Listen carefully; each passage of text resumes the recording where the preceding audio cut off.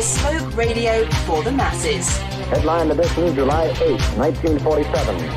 The Army Air Forces has announced that a flying disc has been found and is now in the possession of the Army. If the game is rigged, change the game. Game changer.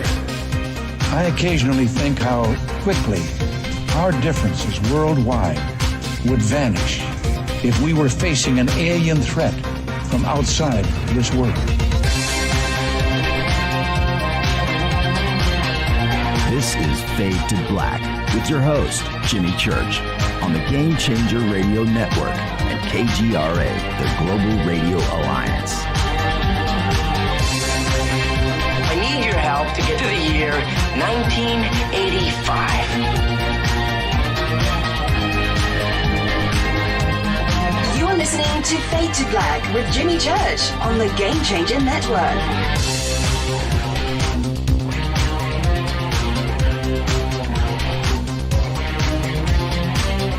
Good evening. Fade to Black. Bespoke radio for the masses. Yeah. How you doing? How you doing? Today's Thursday, March 11th, 2021. Let's do this, man.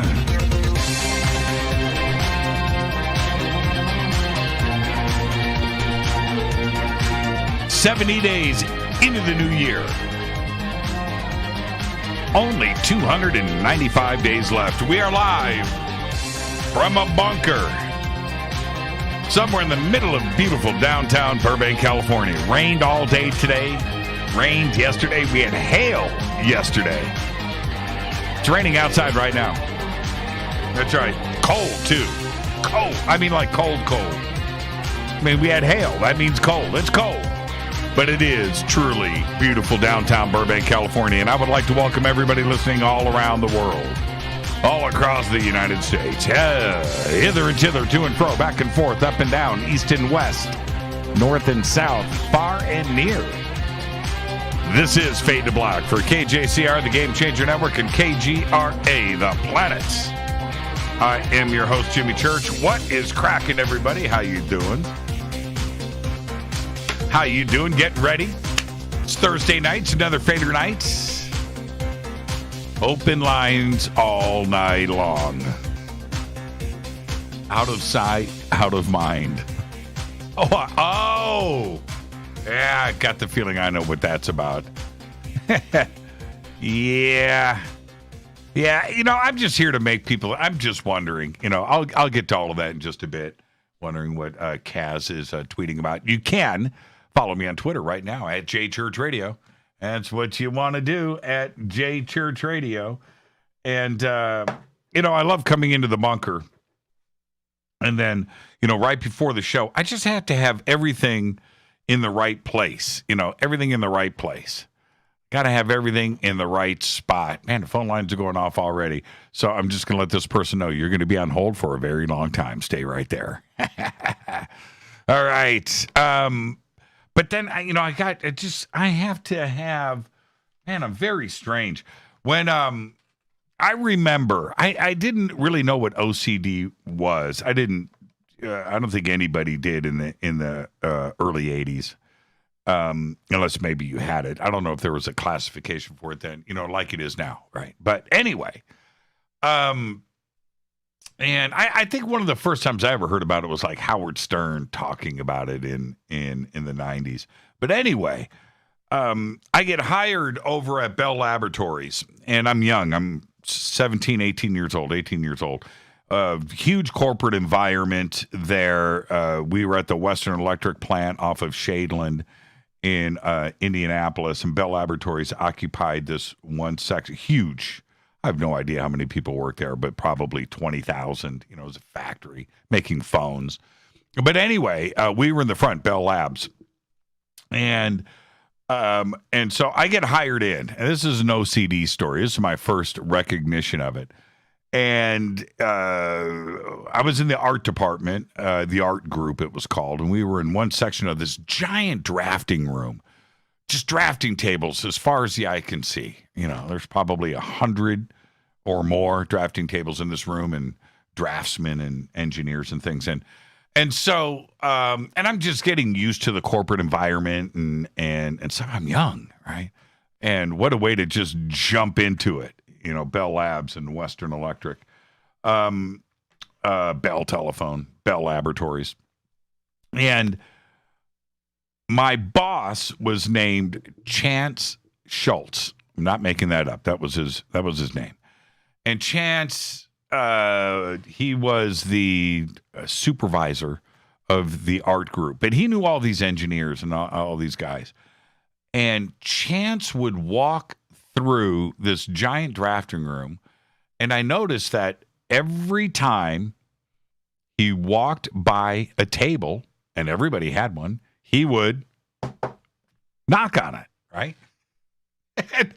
And I knew he was coming. My back, my art board, my drafting table, and my thing, I faced out the window out over Shadeland Avenue. It was great. I had a pretty cool spot there, but my back was to the room. But I could hear Chance coming, right? And he'd walk by, right? And it was like the weirdest thing.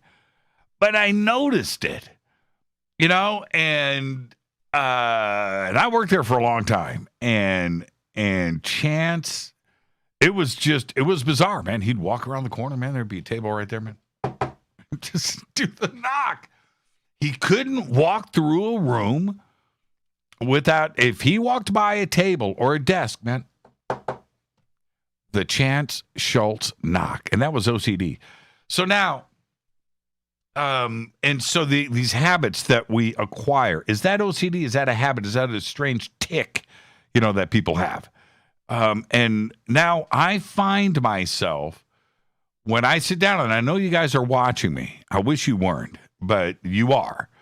And I've just got to have my pen in the right spot. I got to have my paper here. I got to have these guitar picks have to sit right here. These skulls have to be in a certain position right here.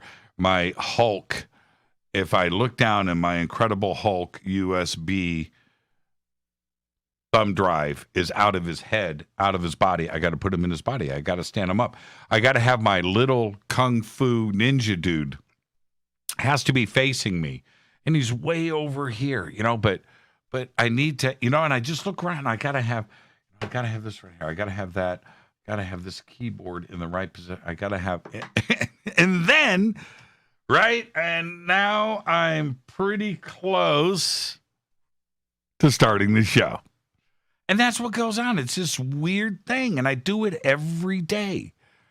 Oh, man. Is that OCD, or is that just, I don't know.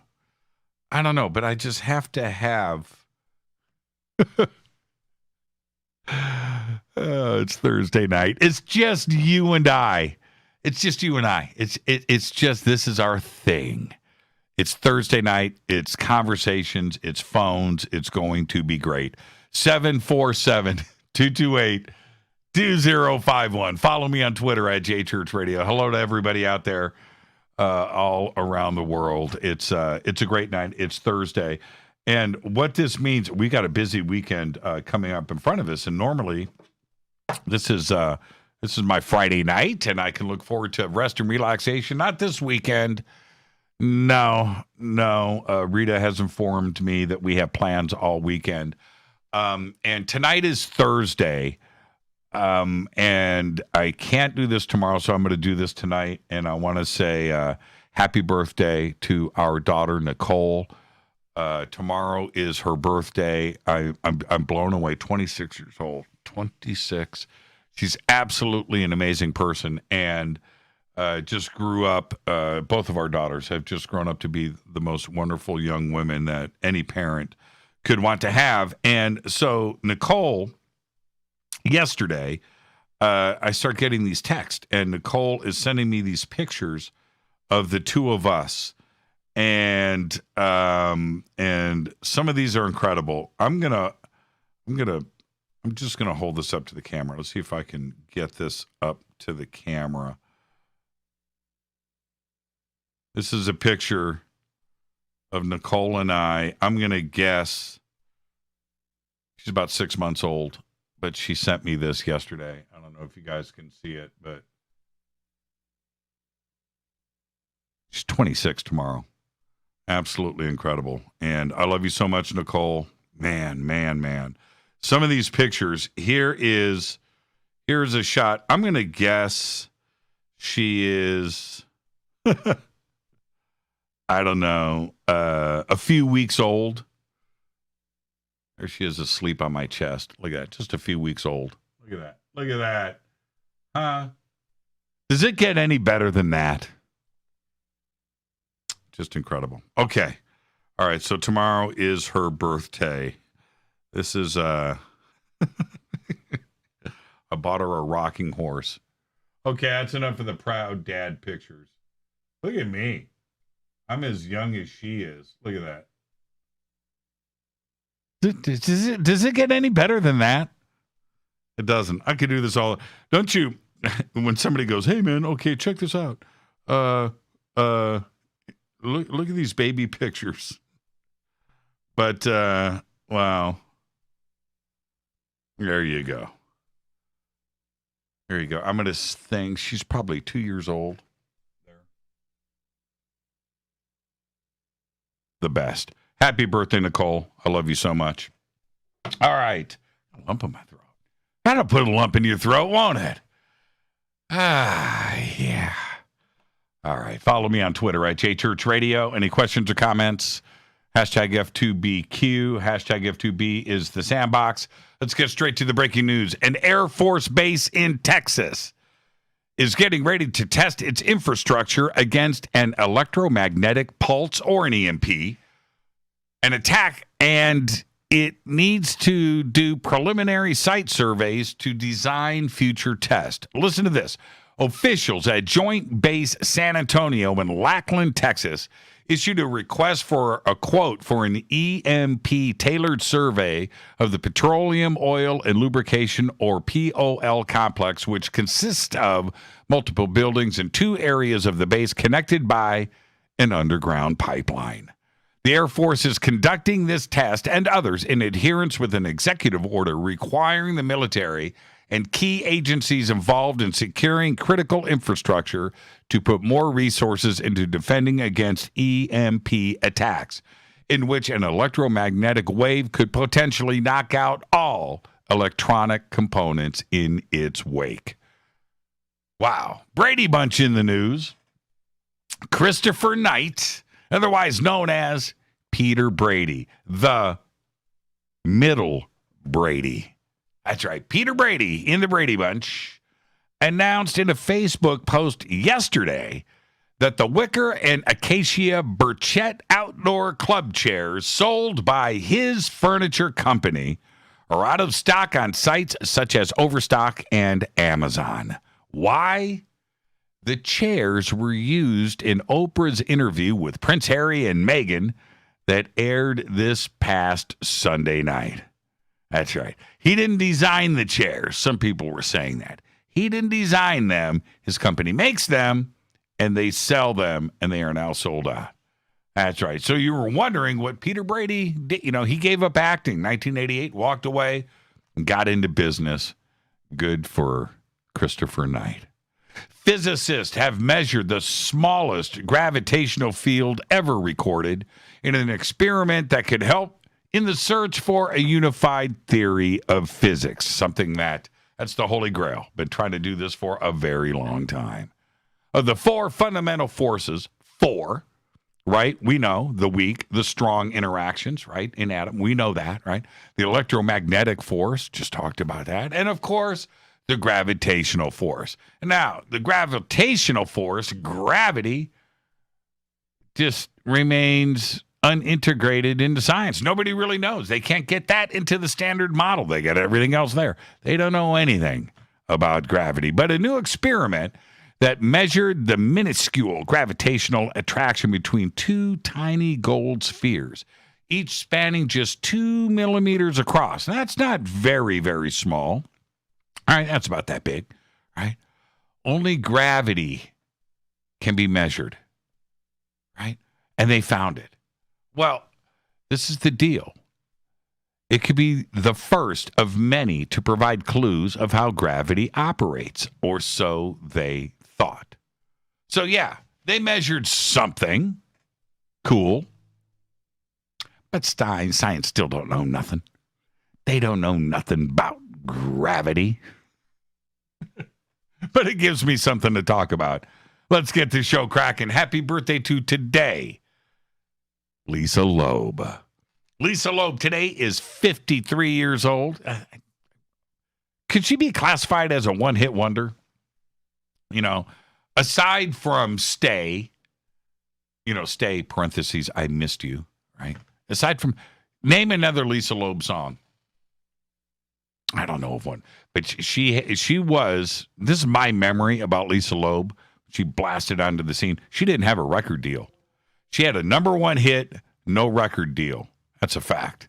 Interscope Records legend Jimmy Iovine today is 68 years old.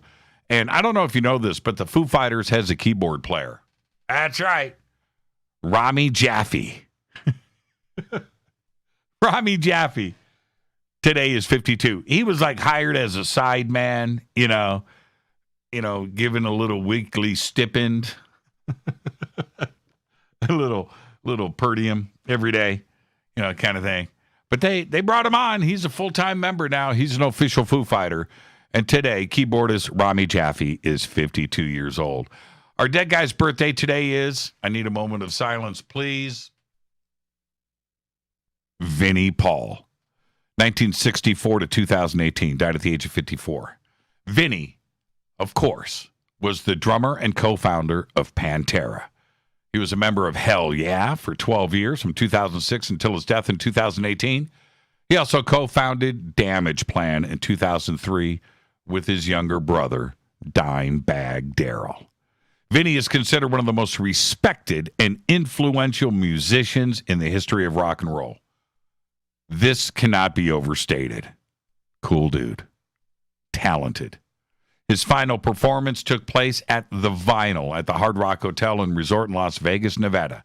And 5 days later, on June 22nd, 2018, Vinnie died at his Las Vegas home at the age of 54. Had ticker issues. He is buried beside his mother, Carolyn, and his brother, Dimebag, in Arlington, Texas. Happy birthday, Vinnie Paul. On this day in history, OTD.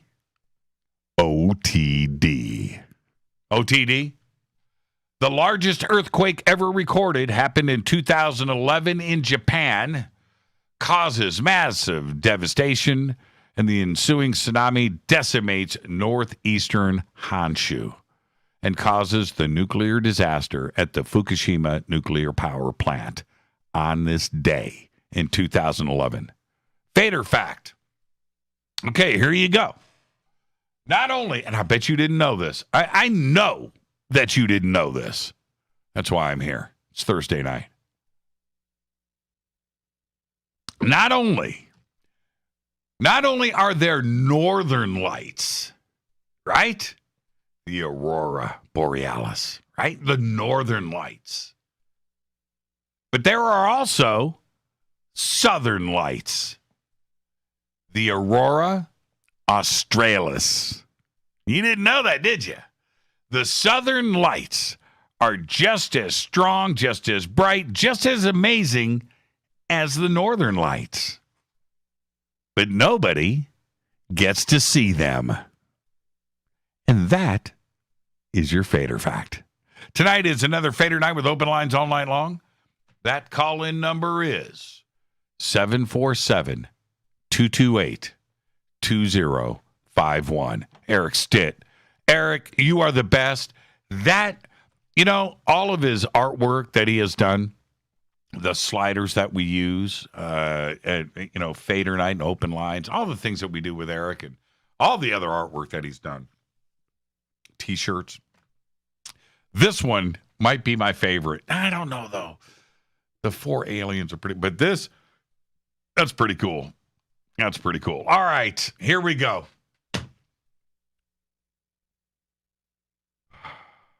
River Moon Coffee. spilled some. Oh, I missed my keyboard, though. Went on my knee. River Moon Wellness. The links are over at jimmychurchradio.com. Thank you to everybody that supports the show and purchases our coffee. Apparently, all the other paranormal podcasts out there, well, we're not a podcast, but we are a podcast. Well, we're a live radio show followed by a podcast that happens later. So, yeah, we're both. We're a hybrid, right? But all the other shows, man, they got their own coffee now. I see the post, man. I see it. It's funny. Good for you guys. Smart. You're smart. You're smart. Okay, calls are coming in, man. Look, I got stuff I got to talk about right now, folks. I can't be answering these phones and putting you on hold, but I'm going to put you on hold right now, and so you can wait in line. But I had a very strange thought today, and I want to share it with you. Earlier today, I read about an organization called MUFON. Right? Now, you probably never heard of it, but they're called MUFON. M-U-F-O-N. MUFON. So I looked into them. And it seems that in years past, they were a civilian group that looked into UFO sightings and then went out and investigated them. And I thought to myself, how cool is that? Wow. So, wow, MUFON. So I did a deep dive with my interbox, right? Jumped onto the interweb. Checked out MUFON. All right, I'm joking. I know what you're thinking right now. It's just a joke, everybody. Don't get outraged. How can Jimmy, how could you never heard of MUFON? The emails are coming. Jimmy at jimmychurchradio.com. But I'm not kidding. Well, I am, sort of. But what is so strange for me is that I haven't heard anybody mention MUFON since the arrest and downfall of Jan Harzan, the executive director. Today, MUFON has all but disappeared. Gone. Forgotten. Nobody wants to mention them at all, and I get it. But up until last year, when the story broke about Harzan's arrest in the July of 2020, MUFON was okay to associate yourself with. Well, for the most part, sort of. Okay? All right. They always had their detractors. But now, today, it's a whole nother world. Today, I can't tell you who the executive director is. I don't know. He hasn't introduced himself to me. I don't know. Don't know who it is. Haven't talked to him or her. Don't know. I don't know anybody else, for that matter, in the organization. I used to pretty much know everybody. I did. I knew the national. I knew the international. I knew who was doing the investigations, who was leading the investigation, the STAR team members, right? The state directors, right? I got all of the breaking news, and they would contact me. And Jimmy, it was there. It was there. I even got their monthly newsletter, and I still do. Now, a note about the monthly newsletter. I delete it when the email comes in because it feels strange to me now. It's like, move on. You know, I don't want to read it. I don't want the updates. I'm not concerned. I don't care. And I lack any sort of interest. I've moved on. Now, how could something that was once so important just instantly drop off of the radar, my radar? So I'll ask you a very serious question. When was the last time you said MUFON in a sentence? I'm not talking about if you're a MUFON member and you're a state director, you're an assistant state director, you're a STAR team member. I'm not talking about you. I'm talking about the community. When was the last time anybody out there mentioned MUFON in a sentence? Right? When was the last time you read something about them? Anything at all? When was the last time you heard it mentioned on TV? Anywhere. And I'm being very serious right now. I want to know if it's just me or has MUFON been canceled? Now, I only know who I speak with on a daily basis, on a weekly basis, right? But I'll say this. It's pretty much everyone who has their finger on the pulse of the UFO community. All right? And nobody mentions MUFON anymore. In any context, good or bad. And I'm not really sure when I stopped thinking about them. It was sometime after the Jan Harzan thing, and that's fine. But at some point, they just disappeared from my life. It's crazy how quickly we can get amnesia, including myself. If your brain isn't using something, right, every day, it just gets shelved. It gets moved to be retrieved at a later date if you need it. That's the way your brain works. MUFON is now part of the unused data section in my memory sectors. If I hadn't seen them pop up today, which, by the way, it was like the MUFON newsletter, and I just deleted it. But if I hadn't seen that pop up today, I wouldn't be talking about the group right now. I've just forgotten about them. Because of this little diatribe, this little discussion between the two of us, I just want to know, did you just have some of the same sensations? You know, are you thinking to yourself, whoa, wow, Jimmy's right. I forgot all about MUFON. So, yeah, I know I did a couple of nights ranting this week about the cancel culture and how it must end, right? That it has to stop right now without exception. But MUFON canceled itself, all on its own, without the internet bandwagon calling for their demise. It was natural selection, the thinning of the herd. And with that, I have just said MUFON more tonight than I have in the last 10 months. And I'll wait for someone else to bring them up again in a conversation. And that may not be for a very, very long time. I'm your host, Jimmy Church. This is Fade to Black. It is Thursday night. It is Fadernight with open lines all night long. 747-228-2051. 747-228-2051. This is Fade to Black on the Game Changer Network and KGRA, The Planet. Remember MUFON? You used to call them up, make a report, right? Send out an investigator, go out, do something. Remember that? Get your report number. Remember that? I'll be right back.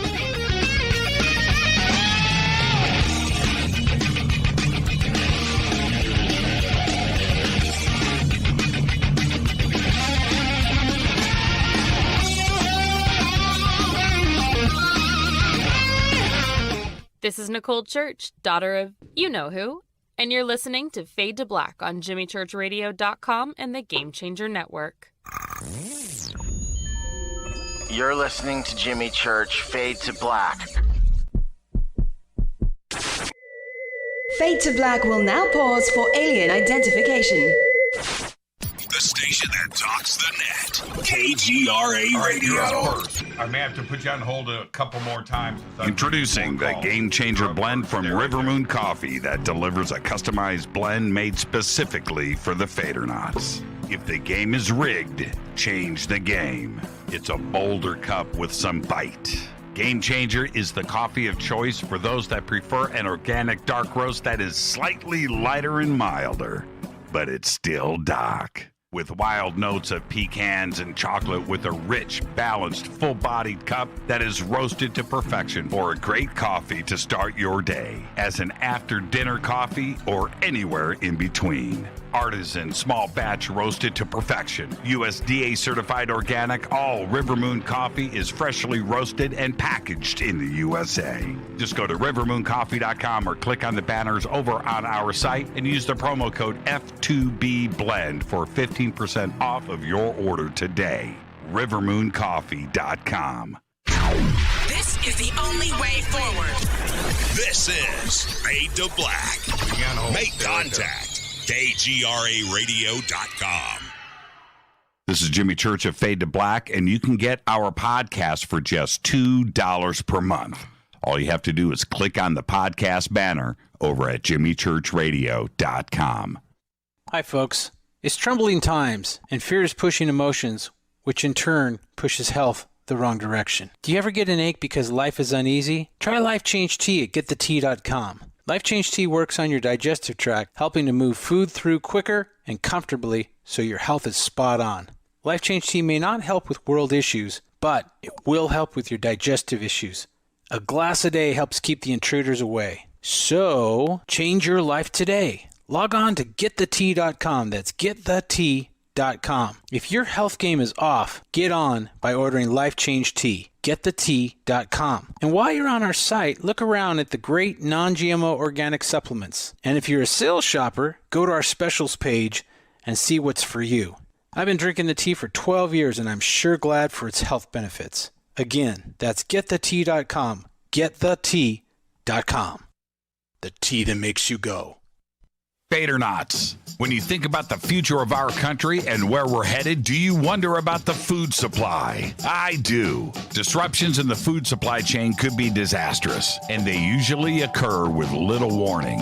That's why the smartest thing you can do today is to stockpile emergency food, water, and other essentials. I personally recommend My Patriot Supply. They're the nation's largest emergency preparedness company, serving millions of customers for more than a decade. In fact, they're the only source my family trusts for our preparedness plan. You should too. Right now, save 20% off a full 4-week supply of delicious meals that provide 2,000 calories a day. Saving 20% helps too, doesn't it? Especially now. So go to preparewithjimmy.com and get ready. That's preparewithjimmy.com. There's no time to lose. Do it now. 9 out of 10 geneticists agree. Fade to Black is not your father's radio show on the Game Changer Radio Network and KGRA, the planet. Hi, this is Rob Reiner from Anvil, and you're listening to JimmyChurchRadio.com. What's up? I'm Chris. What up? This is Kyle Massey, and you're listening to Jimmy Church Radio.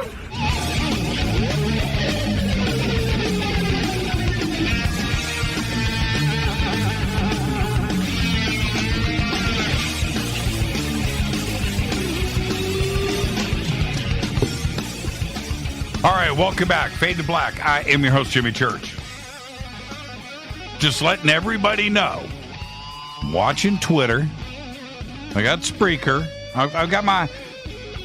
But I'm also lurking in the dark over in the YouTube chat room. That's it. I got it right here. I got it on the quick draw right here. Right here. Just letting you know. Like a rainbow in the dark. That's from Lee. I'm just watching right here. Specking of dank. I have no idea what that means. Specking of dank. See, I don't know. I don't know. Is this new? Is this new? You know, is this a generation? Am I removed from something? Am I not fresh? Am I not part of the fresh thing to do? Where yeah, Eric, that's really cool. I'm jumping back over to Twitter. That, man, I'm telling you, that's like my favorite. It's like my favorite. That's like my favorite. That one right there, the group of 4. Man, that is really cool. Really cool. Follow me on Twitter. You can jump over at JChurchRadio and check out hashtag F2B and see what Eric Stitch just posted. I mean, Eric, I just appreciate great art. I just don't know how you do it, man. Just amazing. Amazing artwork. Anyway, YouTube, I've got my eyes on you guys. I got my eyes on you. His name was... Okay, all right. I am not going to get sucked in to watching YouTube all night tonight. But that's a great chat room over there. Somebody from YouTube needs to call in. That chat room. See, they're all busy. They don't care. You know what? This is what's going on. Kind of like what's happening in Twitter a little bit too, and in Spreaker. They're in their own zone. They're in their own zone. They're there. They're hanging out. They're having a conversation. They probably aren't even listening to the show. They're not. They got their own little thing going on. Specking. They're specking over there. All right, 747-228-2051. That is the number to call. And hold on a minute, Stacy. That's a great picture right there. That's Jason Quitt. There's Monica. And is that... wait a minute. There's Eric Stitt. Who is that next to... Who is that? Is that Dan? Dan kind of looks like Eric Awakening Man. That's not Awakening Man, is it? I see the Fade to Black hat. That's a great shot, though. That's a great shot right there. Okay. All right. It's open lines all night long. It's just us hanging out. That's all. That's what's going on tonight. That's what's going on.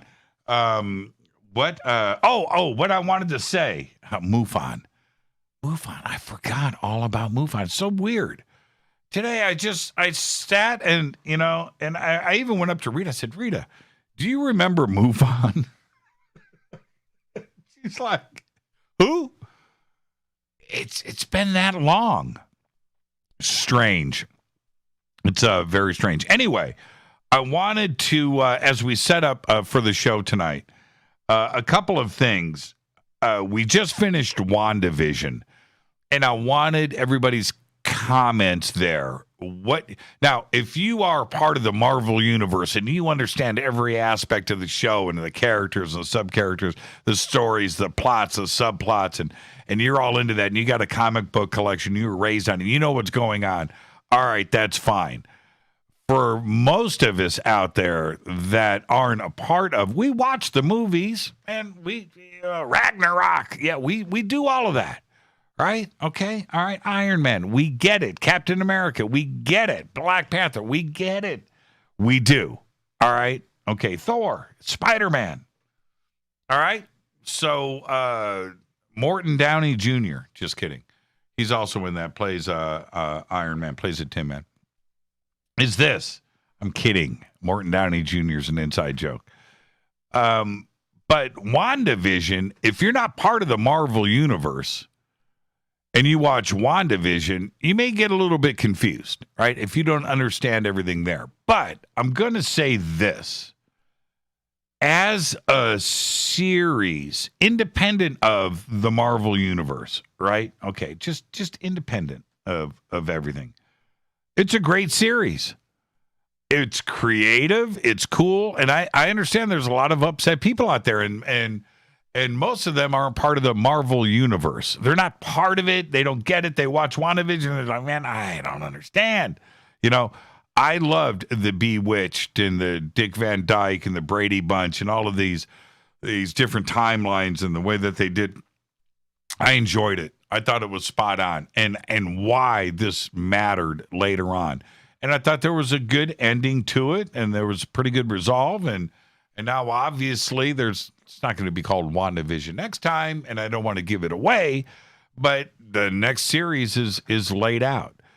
I really dug it. So we just finished that. We are also in the middle of Debris. Second episode is aired. We haven't gotten the third episode yet. Very interesting on how that is playing out. I dig it. There are some things that are happening in Debris that haven't very creative, very original ideas. I don't know where it's going at this point. It's only the second episode, but really good. And I would love to get comments on that and where you think this is going. And if you are cool with, it's pretty complex. It's a very complex thing that is being laid out there for an alien invasion type thing. Pretty cool. And then there's Resident Alien. Rita and I are trying to keep up with all of this stuff.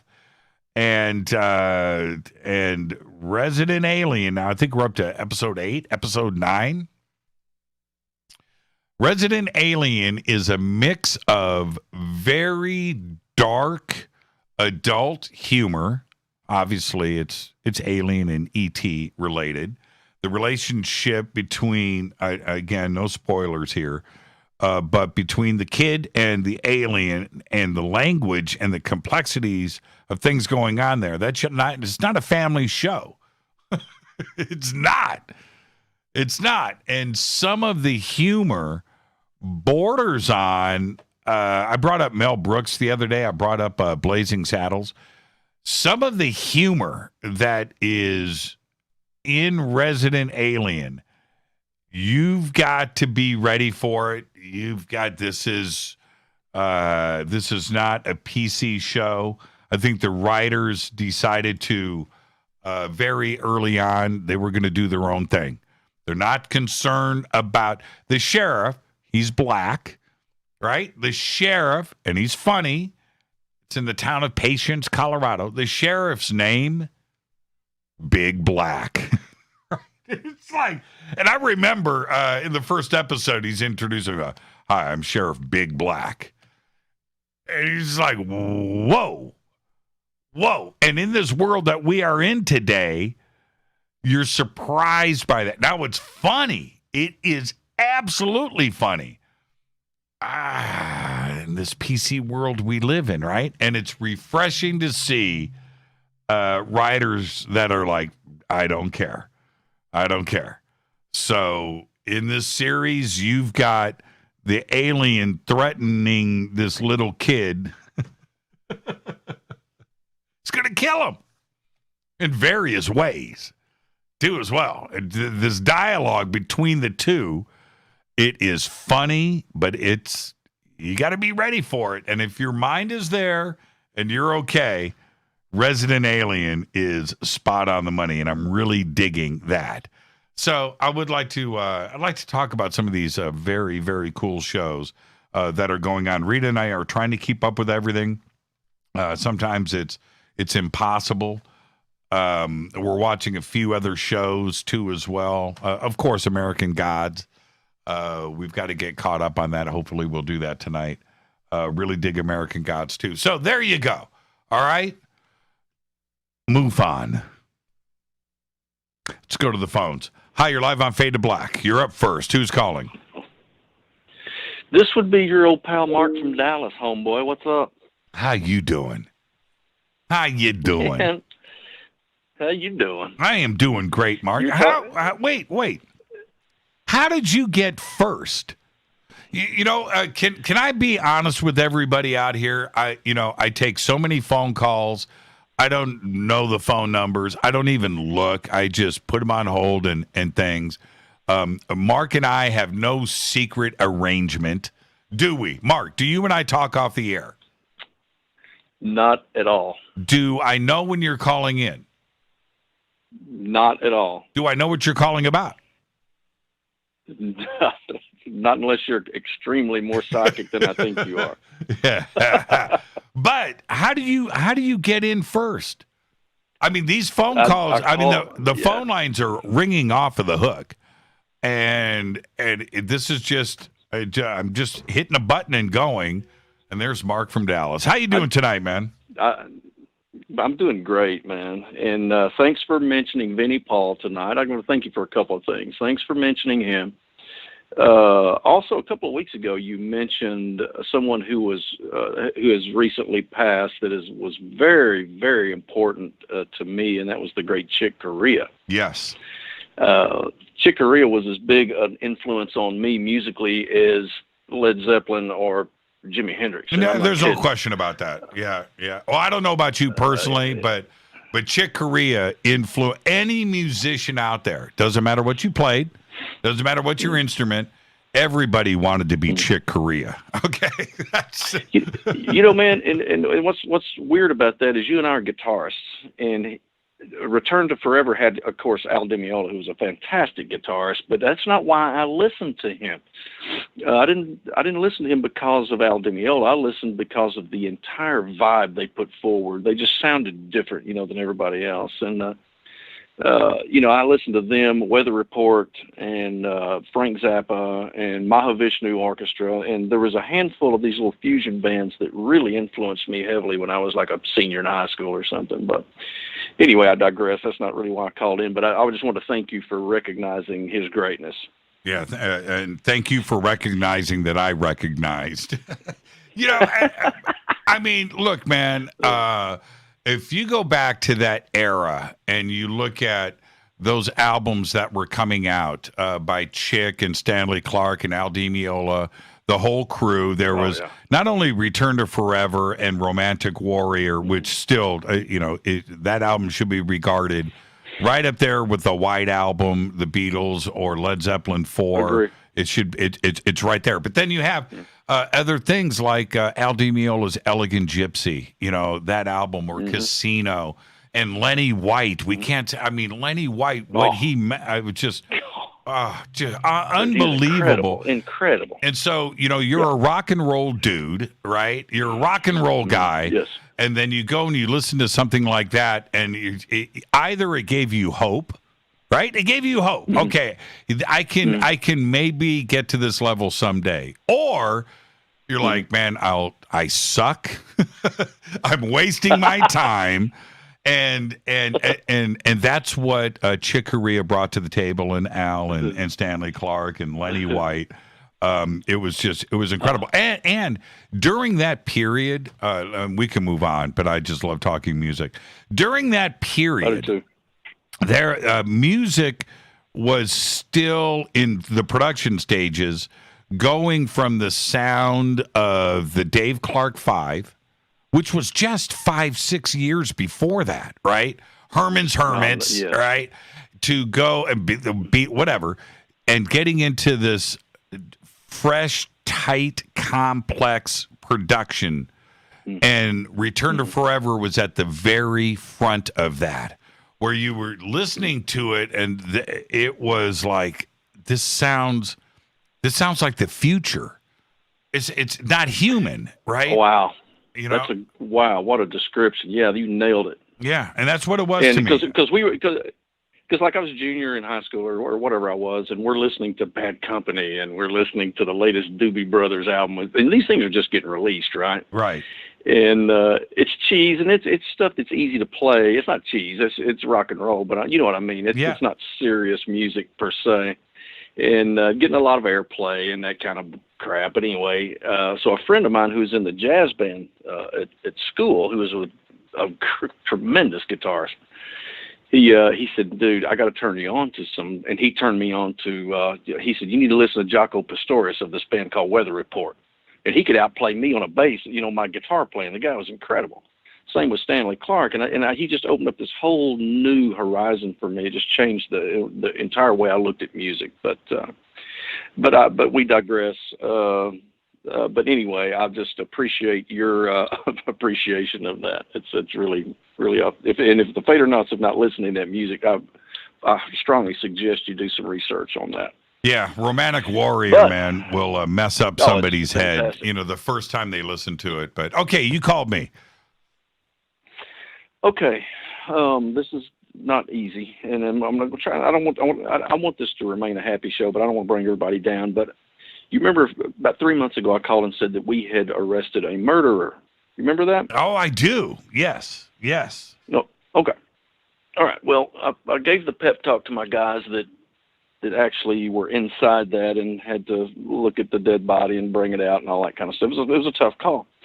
And I told the guys, I said, here's the good news. I said, this is about a once in a career call. You won't see a lot of these. I said, you probably won't see any more of these. Well, just recently we had an even worse one. We had a second murder. A guy decided to kill his family. So this got me thinking about something, and I think, and I'm kind of, I want some help with this, and I like, I'm calling in because I really value your opinion and the Fadernauts as well. And the subject I want to talk about tonight is the subject of evil. Now, evil is kind of like pornography in the sense that I can't really describe it, but I know it when I see it.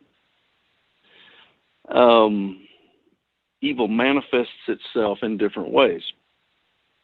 Now, I've seen evil too much over the last 3 months. I've seen it manifest itself in two horrific events. So I got to thinking about this. What is it? What is evil? Is it an entity? Is it a thing? Is it a chemical imbalance? Is it a sickness? How can it manifest? Can evil manifest itself in you and I in maybe a small way? In what way? What makes evil manifest? What makes evil rise up in any and or all of us? And I got to thinking about what would drive a man to come home and do that thing that this guy did. Is it insanity or is it evil? Is it the same thing? And I wish, I'm asking you and Rita to maybe do some research and get an expert on the subject of evil on your show. I would be fascinated by that. Because I'm asking you a bunch of rhetorical questions that none of us really have the answer for. Do we all have to work at not being evil on occasion? Is it easier to be evil than to be good? Do you have to teach kids how to be good and not to be evil? You know, when little kids are beating each other over the head with something, is that evil? Or, I mean, it's like, I don't know. I have a lot of questions now about the subject of evil. I started researching the history of evil, and the farthest back I can go is the biblical account of Cain and Abel. Cain kills his brother. Well, now, why did he do it? I think we can all agree that Cain murdering his brother is an evil act, correct? So why did he do that act? It was envy and jealousy. Now, I've been envious and jealous of people, but I've never thought about murdering them. So what drives some of these people over the edge? And the only thing I can come up with is that we consist, and our YouTubers are already on fire over here. We consist of mind, body, and soul. We agree on that? So yes, the mind tells the body what to do. What tells the mind how to think? I'm not sure. Does the soul do that? What puts thoughts in the mind? Can an evil entity attach itself to us and put those thoughts in our head that makes our body do something like kill another person? Mm-hmm. You know what I'm saying? Mm-hmm. So do you remember a guy named Malachi Martin? I do. Of course. Okay, he was a priest, and I really admired that guy, man. I was always fascinated when he was on with Art Bell. Yeah, he was a trippy and dude. if you tried to tell Malachi Martin that evil does not exist, I believe you would have had a long conversation with him setting you straight on that. He witnessed it. And for those of you that do not know who Malachi Martin is, he was a priest, and his job was to battle Satan and demons, and he would get demons and out of people. That was his job. And I'm not saying, dude, I don't know. I'm not saying that the biblical account is right. I don't know what I'm saying. I'm asking questions. I don't know what it is, and we just, I've got 3 minutes, so I'm going to respond and take this all the way to the break. But I don't know if there is a difference, and I don't want to just offend everybody. I just want people to think for a second. What is the difference between the Iceman, right, from the HBO series, and who is a serial killer, killed 50 people, whatever, and a gang member that shoots somebody in a drive-by killing and somebody in the military. Now, what goes through a sniper's mind in the military as he's pointing, with a scope at somebody's head? He's getting ready to kill somebody, right?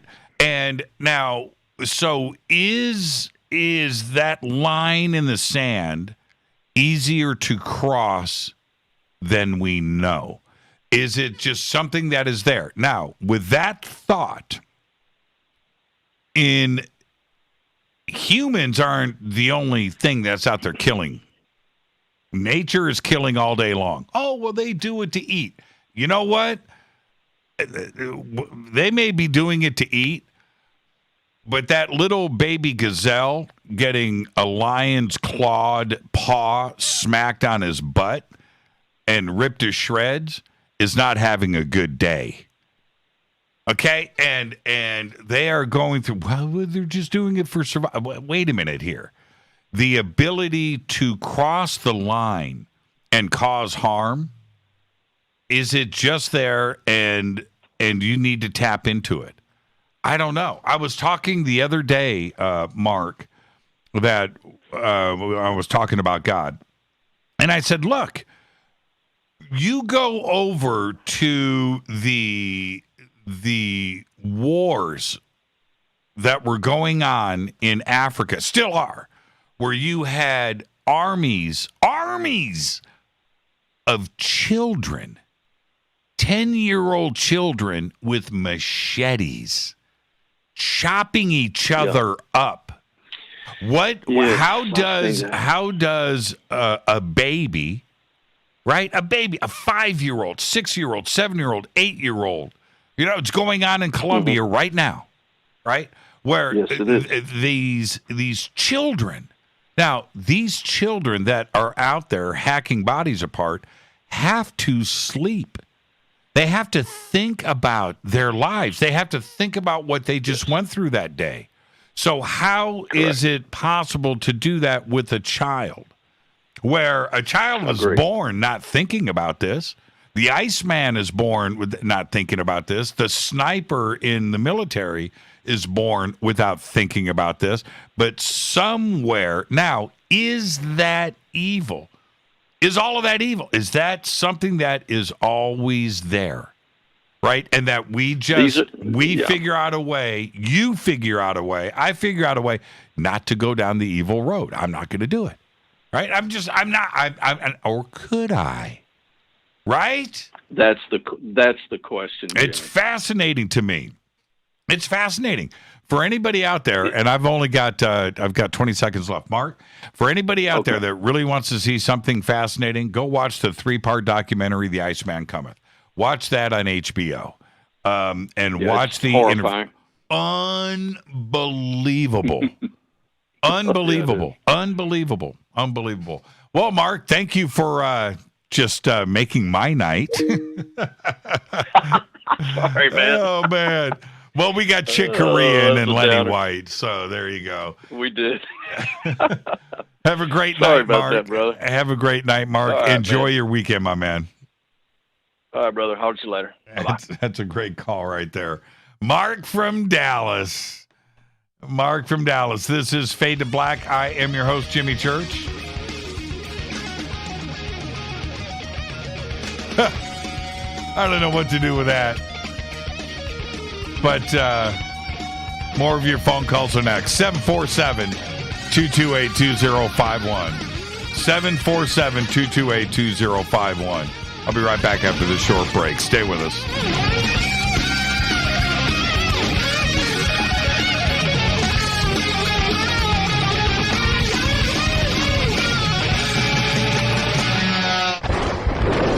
This is Fade to Black with Jimmy Church on the Game Changer Radio Network and KGRA, the Global Radio Alliance. This is KGRA Digital Broadcasting Station, Salt Lake City, Utah, Van Buren, Arkansas.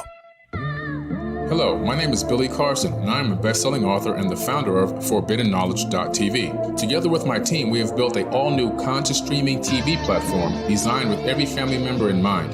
If you have ever wanted to travel the world and attend lectures and workshops from your favorite speakers but weren't able to, look no further. ForbiddenKnowledge.tv. There are dozens of workshops and lectures from speakers you know and love. We have also included amazing categories to assure that your consciousness is entertained and elevating on a daily basis. Amazing interviews, ancient history, ascension knowledge, wisdom teachings, documentaries, conspiracies, mysteries, health and fitness, conscious cooking, meditations, finance, yoga, and so much more. To start your free trial on any mobile device or computer, surf to ForbiddenKnowledge.tv. That's Forbidden Knowledge with the number 4, ForbiddenKnowledge.tv. Again, visit ForbiddenKnowledge.tv today. Listen, I know, and you know, that you've always wanted your first crystal skull. Or maybe you're a collector just like me, but you just don't know where to go to find the real thing. Then I met Carolyn Ford over at EinsteinTheCrystalSkull.com. Carolyn is the guardian of Einstein, one of the most respected ancient crystal skulls in the world. All of her unique skulls have been imprinted sitting with Einstein in his sacred lodge and are carved from the finest gemstone and materials. Imprinting is the process of receiving the ancient wisdom from the master skull or master computer. Einstein, the ancient crystal skull. To see Carolyn's current collection of crystal skulls, just visit her store at EinsteinTheCrystalSkull.com or click on the banner over on our site. Don't forget to use the promo code Jimmy at checkout to receive 10% off of your order today. That's promo code Jimmy. Finding your first or next crystal skull is easy. Just visit EinsteinTheCrystalSkull.com.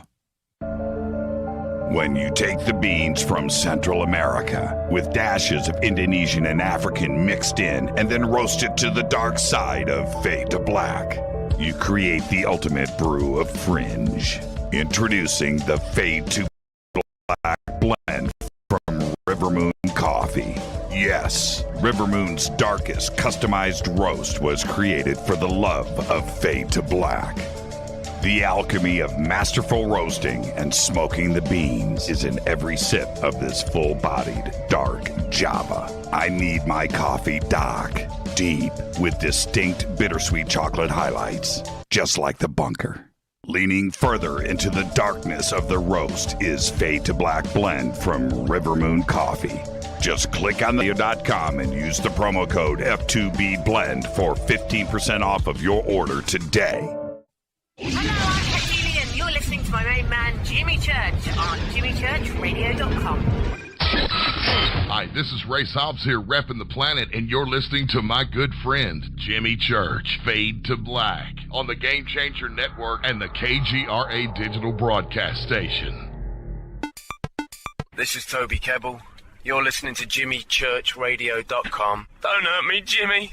I'm only little. Hey, I'm Adrian Grenier. And this is Ari Gold. We're the Honey Brothers. We're also the Honey Brothers. Hey, I'm Adrian Grenier. And I'm Ari Gold. We're the Honey Brothers. And you're listening to Jimmy Church. The Revolution. This is Jimmy Church of Fade to Black, and you can become an official Fadernaut by just going to our membership section at JimmyChurchRadio.com. Hello, this is Serena Wright Taylor from Conscious Life Expo, and you're listening to Fade to Black with Jimmy Church, who holds the Lucky Pony record for the best astrological chart since 1963. True story. This is Micah Hanks of the Gralien Report, and you're listening to Jimmy Church on Fade to Black, across the globe on the Game Changer Radio Network and the one and only KGRA Radio, The Planet.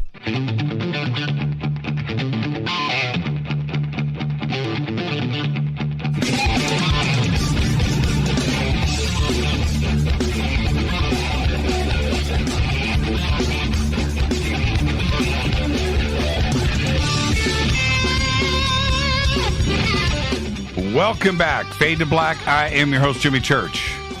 747-228-2051. 747-228-2051. It's Fadernight. It is open lines all night long. And, man, Eric Stitt is on fire, folks. He's just on fire. Okay, Eric, don't stop. Man, I'm gonna post this. I'm just gonna do this right now. I just have to do this. This is Eric is on fire, man. Okay, let me see. This one is here. That is just too cool. Look, I go, man, I dig this. Instant open lines, just like that. Thank you so much, Eric. That is really, really cool. All right. Follow me on Twitter at JChurchRadio. That's what you want to do. Jump over and check out what I'm posting here. This is cool. Eric, well done, my man. And I've got to click on like. That's really cool. Thank you so much. And 747-228-2051. MUFON. What happened to MUFON? Isn't it weird? And it's kind of funny where I posted my rant today in social media. I just want to know if everybody else is picking up on the same vibe that I am, where MUFON is kryptonite. It's just like nobody, no, and nobody's talking about MUFON. Now, inside of the MUFON world, right? Maybe you're a state director, maybe you're a field investigator, and you've got your local chapter and you're doing your thing. I'm not talking, you guys talk MUFON. I'm not talking about you. I'm talking about the community outside of MUFON where people used to talk about. It's gone. It's gone. And I got responses today. I did, or so-and-so, and you know, you're wrong. No, I'm not talking about you. Of course, you guys want to keep the flame burning. You guys want to, and I get that, and I appreciate the dedication. I do. If you're a field investigator and you're out there getting it done, go. Absolutely. What I am referring to is the media, social media, people, the community. Nobody's going to say, hey, MUFON. It ain't happening. I'm telling you right now. I know what my conversations have been like with people in this community over the years. Okay? I'm telling you right now, MUFON was discussed. It was. Not anymore. No. I find it strange. Cass just said out of sight, out of mind. Weird, man. I'm telling you, weird. Absolutely weird. All right. Let's go back to the phones. Hi, you're live on Fade to Black. Who's calling? This is Heather Hill, School of Woo. How are you, Heather? I thought it would be funny. Yeah, that's, well, you know what? If you get a giggle out of it, that's all that matters. I'm such a dork. I thought it'd be funny. Yeah, there you go. All right. There you go. So, yeah, and guess what? I have to follow Mark from Dallas again. Say what? I have to follow Mark from Dallas again. What's that? Oh yeah, that's kind of again. It's kind of hard to do. Wow, and it's the second time. Yeah, and look, you're catching me off guard, but no, what I want to say is what I said with Mark, which is, look, I'm just here clicking. Right, I'm here pushing buttons. I know, but it's the universe. That's all I'm doing. You know, I don't know who's coming. I don't know your phone number. I know. Exactly. I don't want to break your heart. I don't want to break your heart, Heather. But I don't know your phone number. I have no idea. Okay. I'm just I'm clicking. Saying it's the universe working in conjunction with each other. Yeah, I had. Let me look here. I had about 10 calls on hold. You know, people just hang up. Right, they're tired of waiting. That were probably in front of you. I don't know how long you were on hold for, but you were about number 5, number 6 down the line, and this is just random. But yeah, that's kind of cool. Right, exactly. Random universe working in conjunction with everything. So what's on your mind tonight? What's on your mind? Well, I called because of the week shows. You know, I mean, they have to go from like Chris Bledsoe to Avi Loeb in 2 days, and they're two different totally perspectives and yet they tied into each other in a sense, you know. And that's the thing. Like when he was talking, and you've said it, and I've said it, and many people said about how science is, you know, we get frustrated with scientists today who are just stuck in their own mind and they won't look outside of the box. And he was saying how you got to look outside of the box because, you know, if you never look outside of the box, you never find anything. But for me, in my life, what I do when I'm trying to figure it out, because we're all trying to figure it out, is, you know, you look at, it's a scientific method, you know, where you start questioning and asking questions and pondering, and you're constantly editing, you're constantly changing your perspective based on a different perspective. And every time you have a new guest on, I'm like, oh, wow, I never thought of it that way. And then it changes my mind. And then I start thinking about this. And I start thinking about that.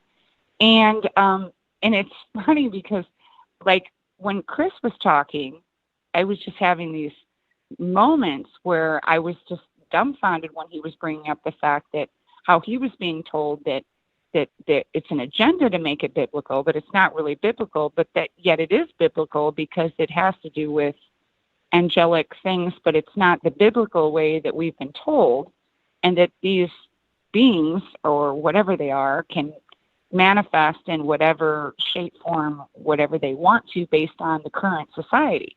So they'll show up as a boat, or they'll show up as a tic tac, or a flying saucer, depending on the consciousness and the level of awareness of the community at large at the time. Yeah. I thought that was fascinating. That kind of like blew my mind. I never even considered that. And then you go to Avi Loeb, and he's talking about, he's putting this is the scientific what we can do right now, And so it's like I'm willing to look there, but this is what we can do right now, and I'm not. And so I can't say we can or cannot do that because this is where we are now. But then, like Eric called right after the conversation with, I'm having a brain fart, but your previous guest, and he put out some things that were like mind blowing as well. So if you take all three into comparison, if you think about, I'd called him before, but like we can only see a specific spectrum of visual in our range in this dimension. And, we can't prove there are other dimensions, but, if there was something in or out of ours, we wouldn't be able to visually see it. And if we did, we'd only see it as light. Right. So, like, I see these orbs as something outside of our dimension that is peeking through, bleeding through, but we can't visually see it as a 3D manifested thing, but yet we see it as light. And it's something, and that means something. And it's like mind-blowing to think about those concepts, that there had to be an OG person. Like, there had to be the first person, first peoples. And like you were talking about on the show the other night, maybe we've had multiple persons. Some people died out, other people were remnants, and eventually we're here where we are now in this world. And are they trying to help us, guide us, try to help us through the mistakes they made, or are they trying to, on the other side, you could go with what Mark said, is there evil trying to make us keep doing the same thing, or is there good trying to help us not do the same thing? Is the devil and the angel on the shoulder joke real?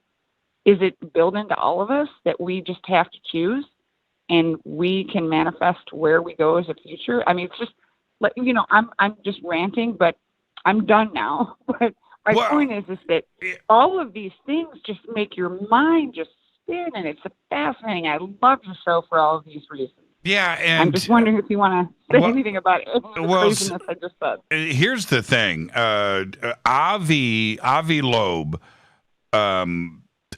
said, he said many things, but there was one thing that stuck out for me when he said, "Look, as a scientist, as a theoretical physicist, as an astronomer, I'm looking at Oumuamua, I'm looking at the data, I'm looking at the characteristics, I'm looking at everything, and that says to me."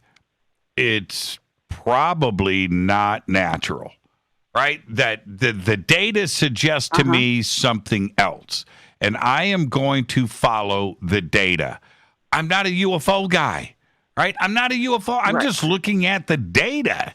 Data says to me this is artificial, right? And that's the way science should look at this. All of science should be taking a look at this in just purely with the black and white, with the data.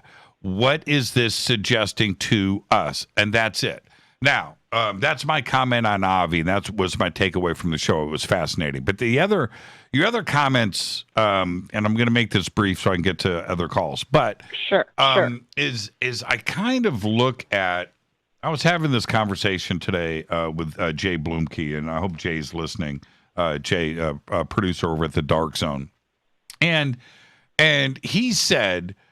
And I said, right, this was the conversation, that it's kind of strange where the male side of ufology tends to, not everybody, but tends to look at UFOs with a military angle, with flight characteristics, with the mechanics of it, with are they dangerous, how are they getting here? We're looking at the male side of things. We like to fix cars. We like motorcycles. We like that's that's the male way of looking at it.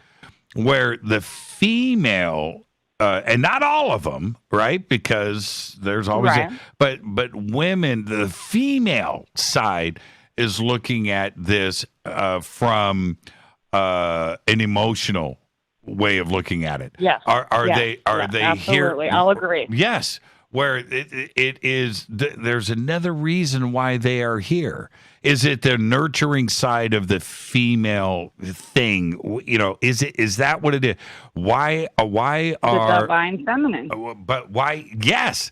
Why do men always think of alien invasion and secret government projects and protection? Your guys are protectors. And it's fascinating to me. And all of this is what we have to constantly take a look at from every single angle. We've got to look at the feminine side. We've got to look at the male side of this. We've got to look at we got to look at the data. I was telling Jay that it seems to me when I go to conferences where I'm meeting people, strangers, right? Coming where, the women that come up to me and talk to me are talking about their spiritual connection to their ET contact and what they see when they see lights or they're the men when they come up, if they have something to talk about, it is always from a mechanical side of things. The secret government, the alien agenda, the thing, breakaway civilizations, and it's really weird, man. It's really weird, and I'm fascinated with it. Fascinated. Heather, me too. All of it. Enjoy your weekend. Thank you so much. You too, Jimmy. Great phone call. Right, love you, man. Yeah, Fade to love black. you right back. Fade to black. It's a great phone call right there. I don't discount any view. I just don't do it. I don't discount any view. I listen to everybody, and we've got to constantly. How many times have I said on this show, push everything to the middle of the table. Let's just put it all right there. Put it all, and let's see what we got. Let's just see what we got. Push it to the middle of the table. See what we got. I enjoy every side of it. I can't wait. I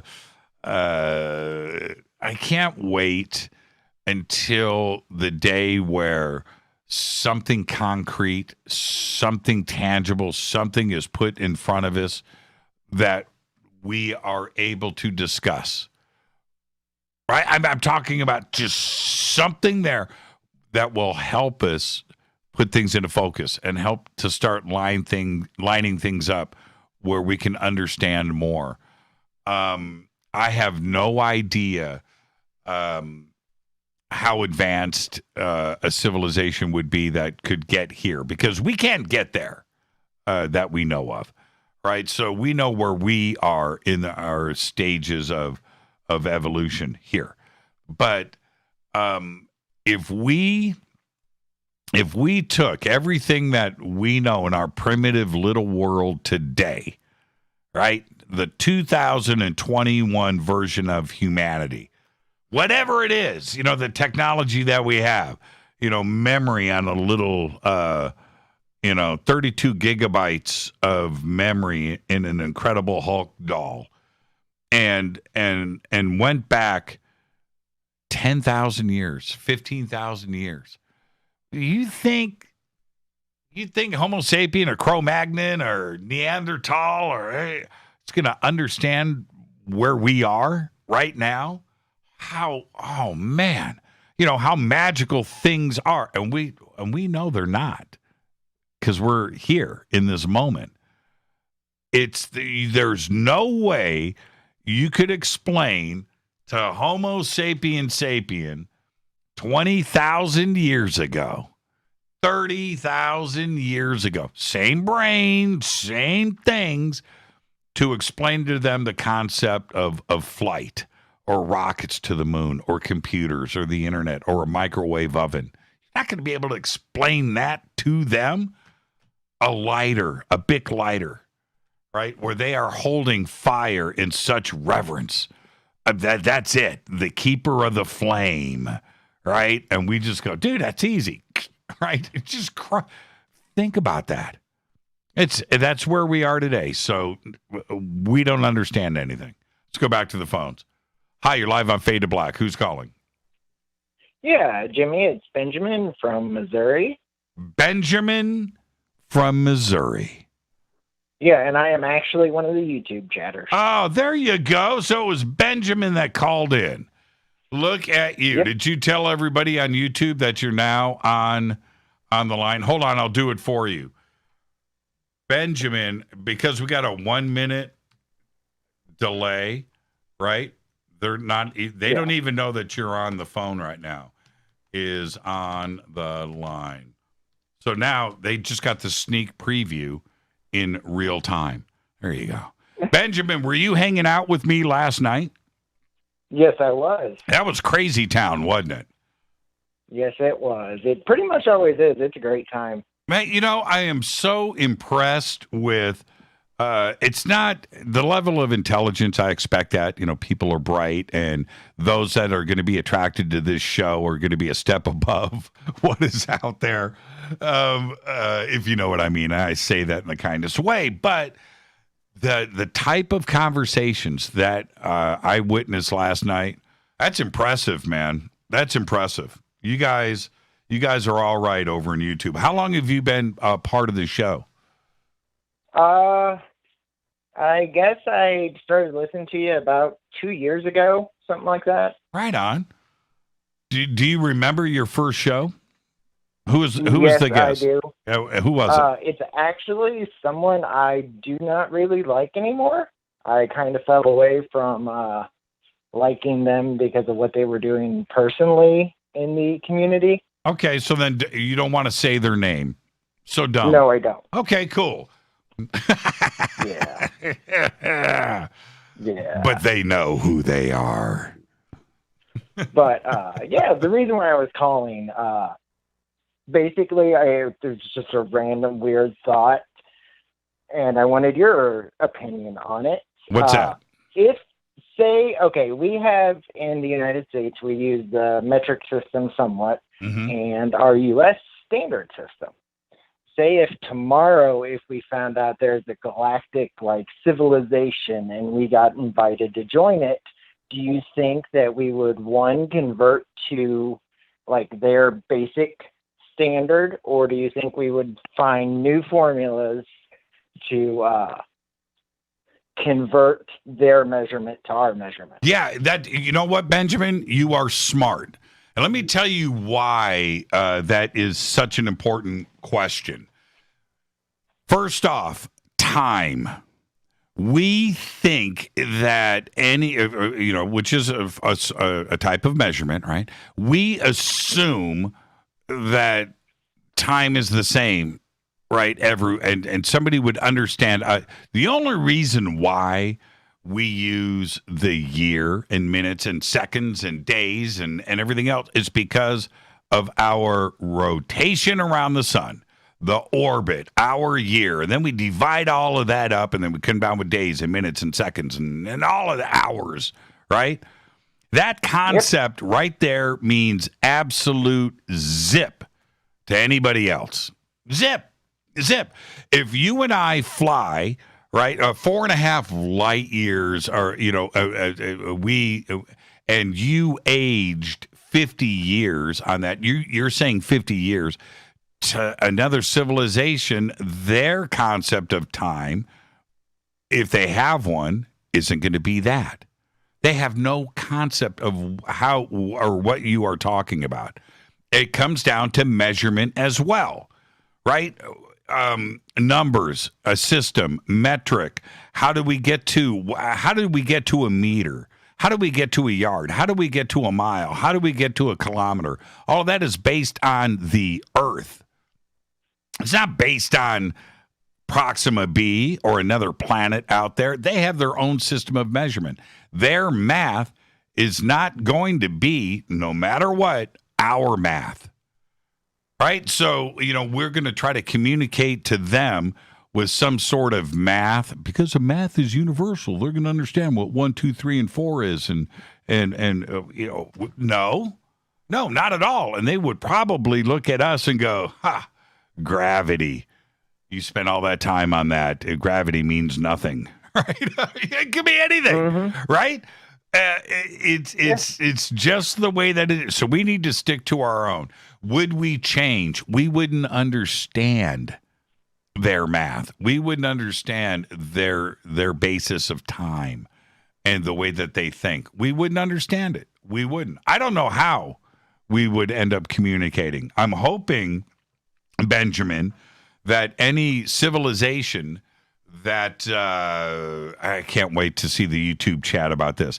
Any civilization that is coming to Earth has all the time in the world to study us. So by the time that they get here, they're going to know what we look like, what we walk like, what we eat, what we speak. They're going to know our math. They're going to know German and French and Russian and Chinese. And what they're going to learn English, because why? Wouldn't they learn Indian first, or Russian or some Slavic, or where these populations are greater, Chinese? Wouldn't they want you know what I mean? What if they jumped off that spaceship speaking another country's language instead of ours? Well, why would they do? If they're studying us for a long time, they may think something else. This is not an American thing. It's not a metric thing, right? What if they do? What if they come off? They start talking inches and miles instead of kilometers and centimeters. What if they did that? That's a fascinating concept. But they're going to know more about us than we think. And sure. And one last thing before I head to a break. Great call, Benjamin. You represent the YouTube chat really well. Is this? Thank you. They're not going to look like us. They're not going to want to step off the spaceship looking like them, like Galaxy Quest, right?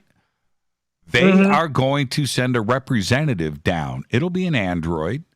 It's going to look like us, so we don't freak out. And they're going to know that. They're going to know these things in advance. So I think that they would know that we wouldn't have a grasp on their measurement or their math or their language or their look or their time or anything like that. But they would understand us and hopefully communicate with us with what we understand in our little primitive place that we call Earth. That's my take. That's my take. Alrighty, well, I definitely appreciate that, Jimmy. And go back to YouTube and cause some more trouble. Have a good night. Yep, you too. You too, man. Thank you so much. That's Benjamin from... Absolutely. Great call, man. It's Benjamin from YouTube. This is Fade to Black. YouTube chat, amazing last night. I'm watching. It's just going by too fast. You guys are the best. I am your host, Jimmy Church. 747-228-2051. I'll be right back.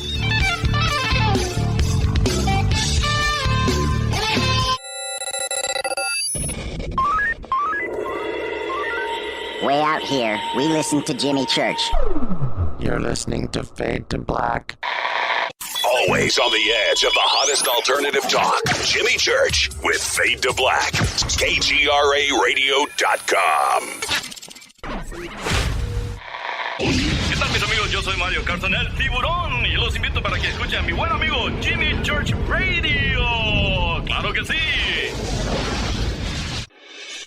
Do you want to be an official Fadernight? Of course you do. This is Jimmy Church of Fade to Black. Just go to our membership section at jimmychurchradio.com.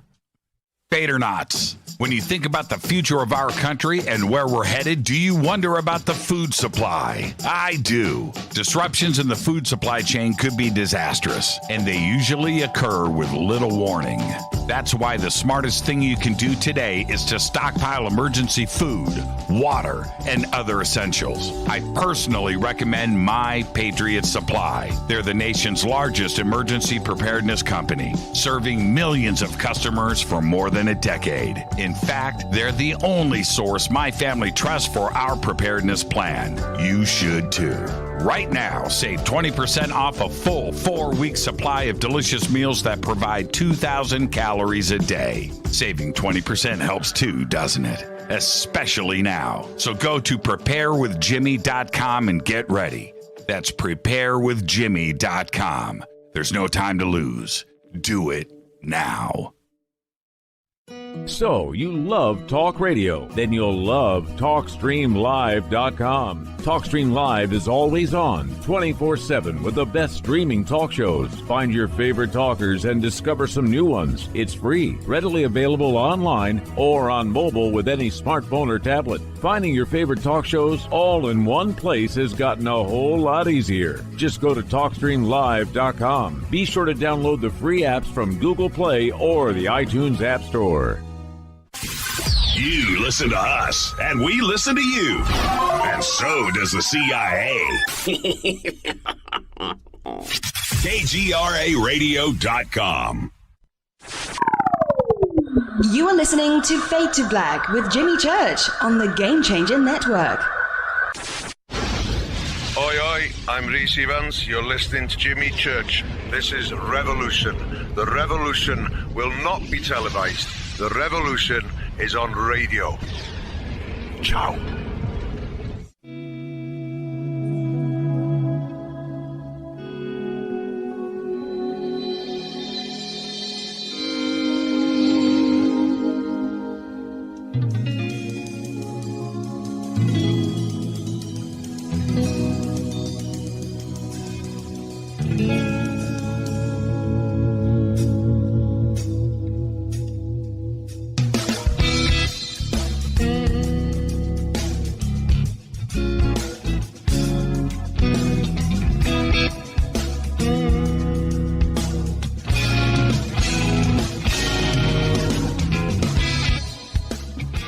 Welcome back, Fade to Black. My mail actually does fix cars. You guys are listening. This is Fade to Black. I'm your host, Jimmy Church. Thursday night, Fader night, open lines all night long. Benjamin, lighten it up, representing YouTube. That was a good call. 747-228-2051. 747-228-2051. And I had a comment. And now it just got away from me. Oh, no, it didn't. I just found out. Let's see who can post this first in Twitter. And you know what? I'm going to stir YouTube and Spreaker chat tonight after the show. Waiting for me is Pasticcio. That's right. Rita's mom sent over a tray of pasticcio. It's going to be a great night. Pasticcio. Oh man. What do we got? We got 90 minutes. 90 minutes to pasticcio. You guys don't even know. You don't even know. Get online, get a pasticcio recipe. Keep it simple. Follow, do not change the recipe. All right? It is light on stuff. It's light. It's a light that it is a subtle deliciousness. Pasticcio. Don't oh man, I'm going to double that. No, don't do it. Don't mess with it. Don't mess with it. Cook it exactly like the recipe says. It will change your life. With that, what happened to move on? Let's go back to the phones. Hi, you're live on Fade to Black. Who's calling? Hey, Jimmy, this is Nelson from San Diego. Nelson from San Diego. How you doing, Nelson? I'm good, thanks. First, I got to ask, what is pasticcio? Pasticcio is it's P-A-S, past, like pasta, pasticcio, okay? Pasticcio is, I'm going to go with this classification first. I'm going to say Greek, Mediterranean, okay? But over there, those cultures, it goes across. You know, it can go into the Middle East and go into Europe. You can go north, south. You can go to Armenia, and it's all over. Okay, but pasticcio is a baked pasta dish with tube pasta, usually. But I'm going to say tube pasta with layers of specific cheeses. It's baked with a layer of meat in the middle. Cass. In Twitter just posted a great picture of pasticcio. That is pretty classic right there. That looks really tasty. And oh man, I'm not in front of a computer right now. Yeah, it's so good. Are you looking at it? I'm not in front of a computer right now. Okay. Well, when you jump into Twitter, let me ask you this really quick. Sure. Can I'm sorry, I don't know much about Greek food, but can I get pasticcio at the same place I could get a gyro? Possibly. Okay. I mean, All right. possibly. Okay, and now this is, if you were looking at pasticcio when it came out of the oven, you would think that you were looking at macaroni and cheese, right? Okay. Okay, Gotcha. so baked across the top and, with the pasta. And that's what it's what's underneath, right? And it's just amazing. It's amazing. Pasticcio will change your life. I remember, sounds good. Check this out. And I'm being serious, Nelson. 20 years, Rita and I have been together for 20 years. This is 2021. So let's back up things a little bit here. Let's go back to like 2003. And I'm over at Rita's parents' house. And pasticcio hits my plate in front of me. I don't know what it is. I can smell it. I can kind of think I know, right?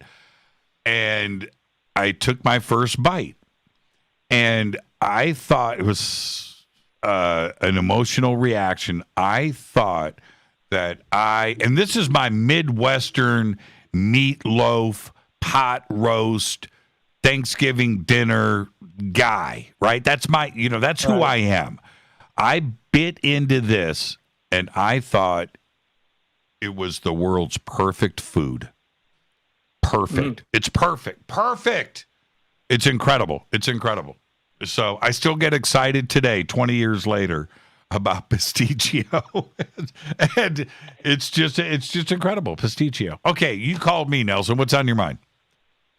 All right. I know a good Greek place by my work. I'm going to see if they have that. You know what's funny? Let's say they don't. Right? Let's say they don't. But there's going to be a lady in the background, right, that's going to spin around and love you. for knowing, for just saying that.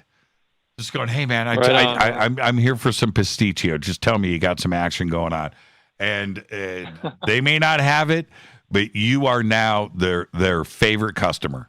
Guarantee. I'm telling you right now. Watch the reaction. The old man in the background is going to turn around and go, dude, we don't sell it, but I brought some for lunch. You want some of mine? All right. So, okay. When that happens, I'm going to say Jimmy sent me. Yeah, absolutely, man. I'll take credit for that. You can thank me later. All right. So what's on your mind? Yes. Okay, so I kind of wanted to continue the discussion from earlier about evil that you were having with Mark, I believe. Okay. So I'm in my early 40s right now, and I believed in a lot of different things throughout my life. I believed I followed a traditional Christian religion. I was agnostic for a little bit. For a while, I didn't know what the heck was going on. And recently, like within the past few years, I think I found the thing that I'm going to stick with until, I expire and I find out for sure what's going on. Have you ever heard of the book Conversations with God? Yes, of course. Have you read it? No, I would be lying if I said that I've read, and I've also seen the movie that is based on it, which is also pretty incredible. But go ahead. Okay, well, I'll just give a quick kind of summary of it. So it all boils down to everything being one entity wanted to experience everything. So it divided up itself into countless pieces and so it could kind of encompass and embody all types of personalities, emotions, whatever you can think of to experience everything. And I think some people were just made evil so that that entity can experience that type of thing. And I mean, I think that if you think about some things that happened during history, like, at one point, without going into specifics, a lot of people believed that a lot of people believed certain things that ended up causing genocide. And then a few moments later, people were fighting wars against that. So it's just things are constantly changing. And like, despite the order that you see around us, there's also complete chaos. And I just think that, something like that is like the only thing that can explain it. Yeah.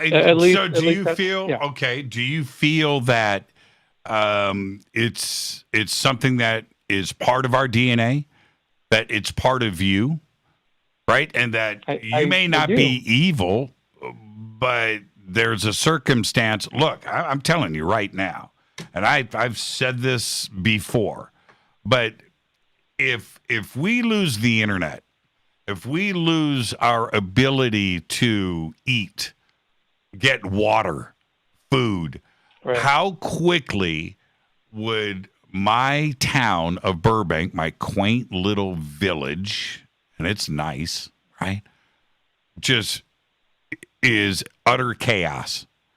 And how quickly am I taking care of my family in any way that I can? How quickly how quickly do I go from,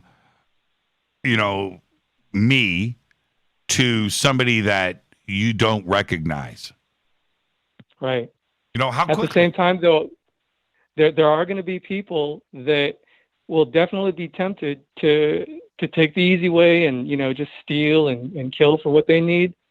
But there are going to be people who can resist that and try to find a better way because inherently they're not made evil. Right. No, I totally get that. No, you are 100% correct. And I am that person, right? But if I'm looking at Rita and I'm looking at my kids and I'm looking at my dogs that haven't eaten or drank in a week, right? Am I just going to be Mr. Happy Guy? My mind, I'm going to be just as hungry, and they're going to eat before I do. Where is my mind at that point? I'm talking about, and my neighbors, right? My next door neighbor is a veterinarian. Coolest dude you ever met in your life. He's got the most amazing family and kids, right? Yeah. I don't know if he's going to be that guy. Right? I don't know. Yeah. I don't know. I don't know. I have no idea how quickly I'm going to have 50 people outside of my home trying to take what is mine, or what is left of mine, I should say. I don't know. I have no idea. And it's really funny where we look at different cultures around the world throughout history, and it's just like, how did they go from this to this overnight? How do they do that? Mm-hmm. I don't know. That's another aspect of evil right there. Like, okay, so say you do get into that situation. You have to defend yourself, of course, and your family. So you might have to kill some people. Is that evil? Some people would say yes, some people would say no. So, it all goes back to how the times are, Yeah, I know. It's a fascinating subject. And Mark bringing it up tonight. Now, look, I believe, I truly believe that all of us just want happiness. We don't want bad things. We want good things. We want a bright future. We want the best for our kids and our grandkids and future generations and things. And we want to leave the world better tomorrow than we are experiencing today. I truly believe that. I really do. So that's our future. Our future isn't dark.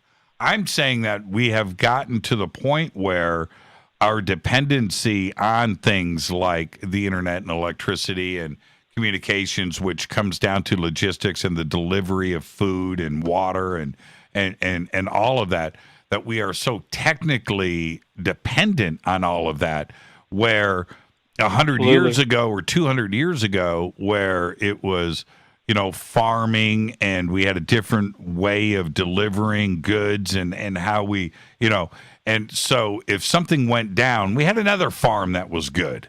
If something happened over here, well, we had other fresh water. If something, but today, it's not that kind of party.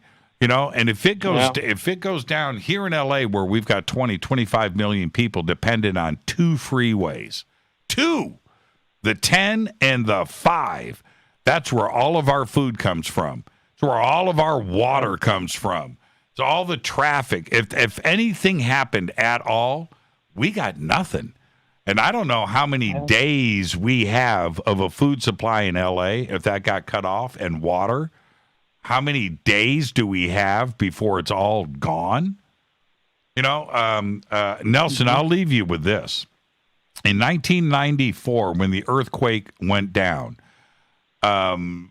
later on that morning, the earthquake happened at like 4 a.m. or something like that. Later on that morning, it's like 8 o'clock in the morning, and I'm driving down Ventura Boulevard.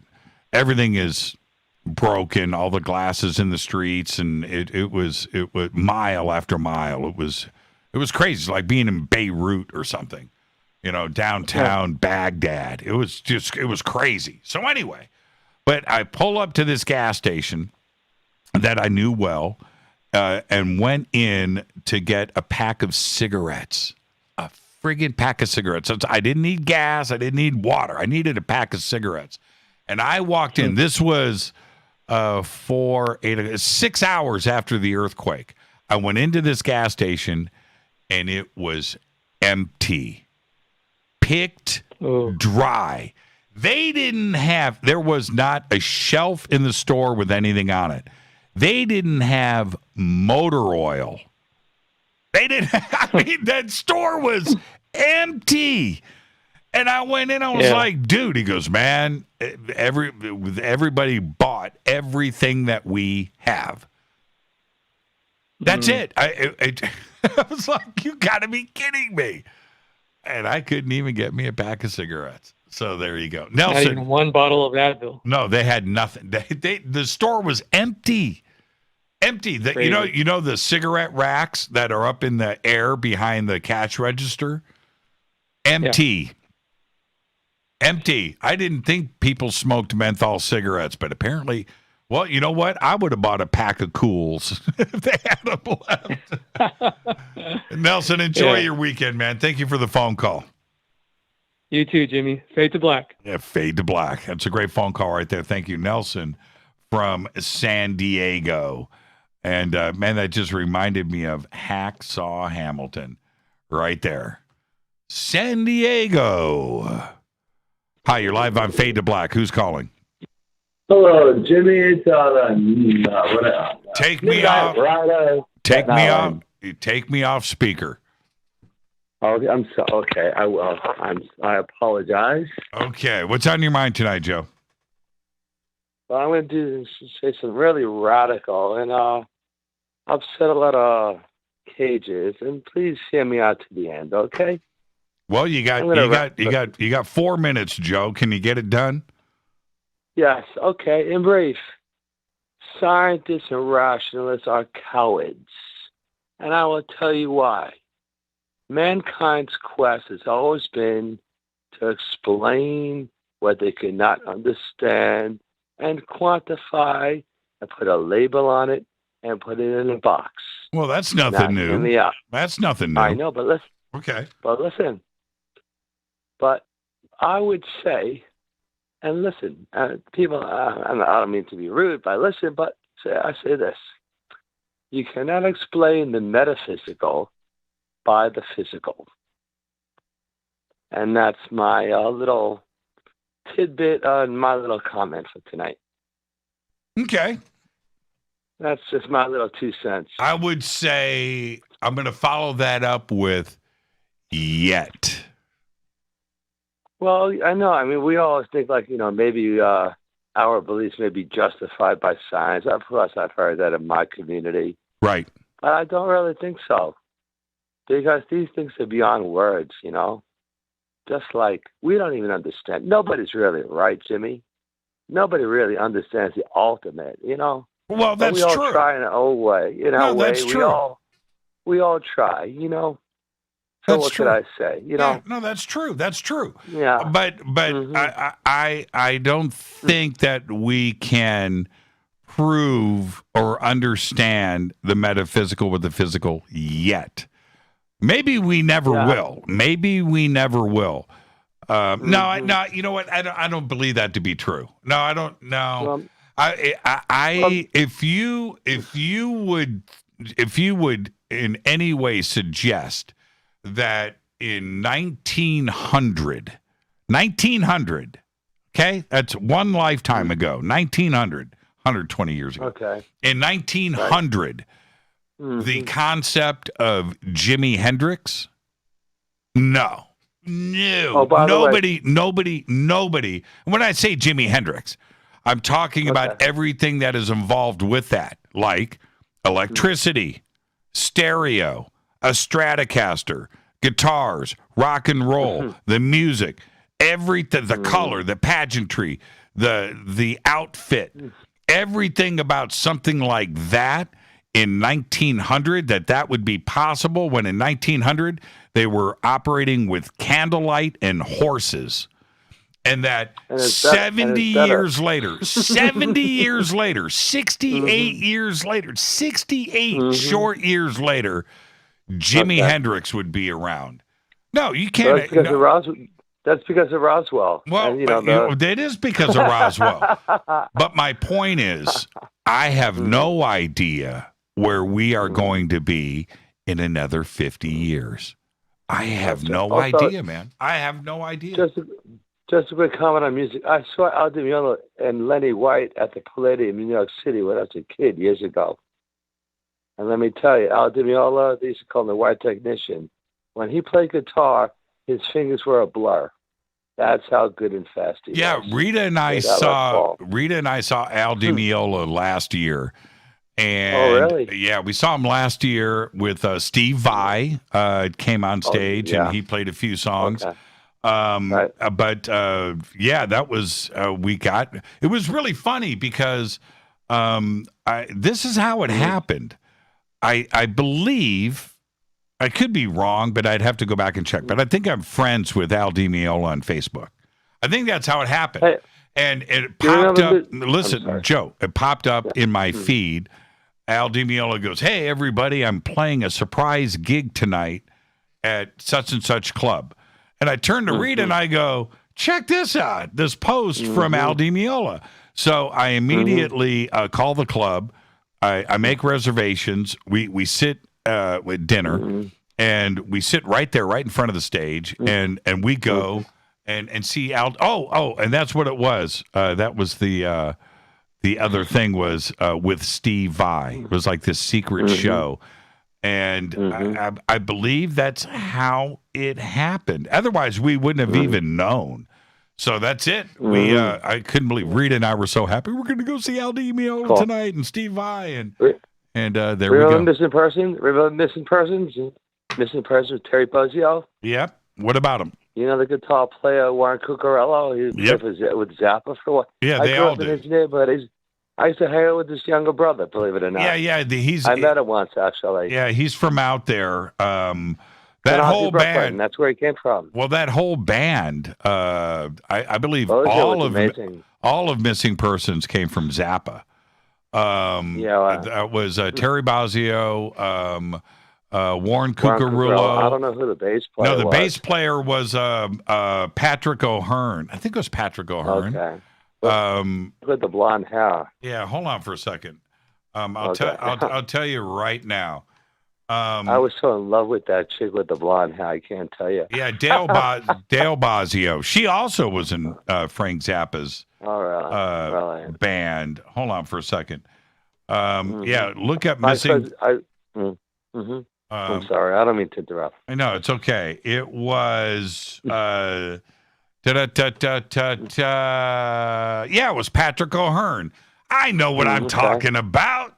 So the original, you're the man. Yeah, that's the original band. Terry Bozzio, Warren Cucurullo, Patrick O'Hearn, and absolutely incredible. That entire band, including Dale Bozzio, the singer, that was the Joe's Garage band from Joe's Garage. I saw Zappa. My brother brought me to a Christmas show at the Palladium when I was about like 13 or something. My first concert. Man, I got in the Bowery in New York City. Only way to go. I saw in the meatpacking district, right, in the warehouse district, I saw a Zappa cover band called Overnight Sensations. And this was in New York, 1995. Okay. But I believe Ruth Underwood, the vibes player, the percussionist, I think she was in that band. Oh, my. She was in that band. Phone, right? Yeah. All right, Joe, behave. How about Project Object with this Napoleon Murphy Brock? Have you heard of them? No. They did a Zappa. Yeah, I was at this club on 14th Street around 9/11, and Project Object was playing around Halloween. The old mothers, the grandmothers of Invention came out to open. Quite a place. Have a great weekend, Joe. It. That's Joe from Staten Island. I got to take a break. This is Fade to Black. I am your host, Jimmy Church. Thursday night, Fadernight, open lines all night long. 747-228-2051. 747-228-2051. Who's next from the YouTube chat? I'll be right back.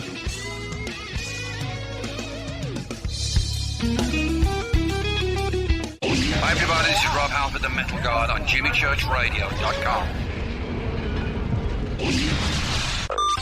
This is KGRA Digital Broadcasting Station. Salt Lake City, Utah. Van Buren, Arkansas.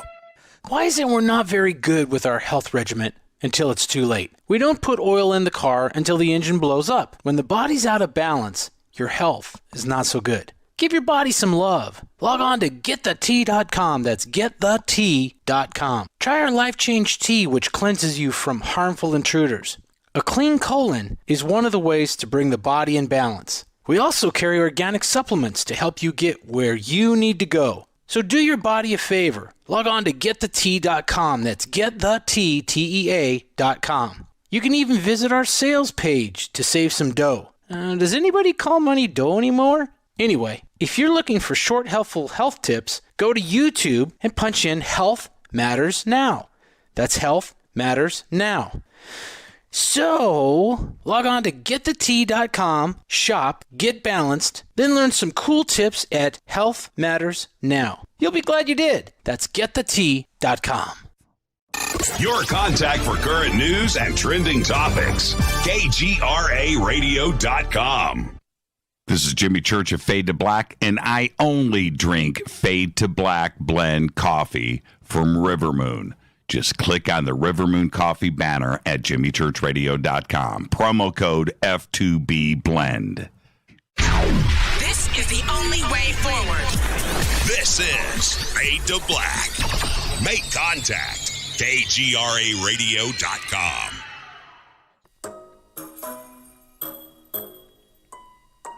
When you're in the house for longer periods of time, you can see them flying or running across the floor. Ooh, yuck. They're unhealthy, gross, and disgusting. Bugs. I loathe bugs. We keep a clean home, but occasionally bugs show up. Well, I found something that is tougher than bugs. Orange Guard. On contact, it kills hidden bugs, including ants, roaches, and fleas. Plus, Orange Guard is a residual repellent. All of the ingredients of Orange Guard are on the FDA generally recognized as safe list. Orange Guard may be used around food, humans, and pets. It comes with a 30-day money-back guarantee. Orange Guard. Available at orangeguard.com, Whole Foods, and Ace Hardware.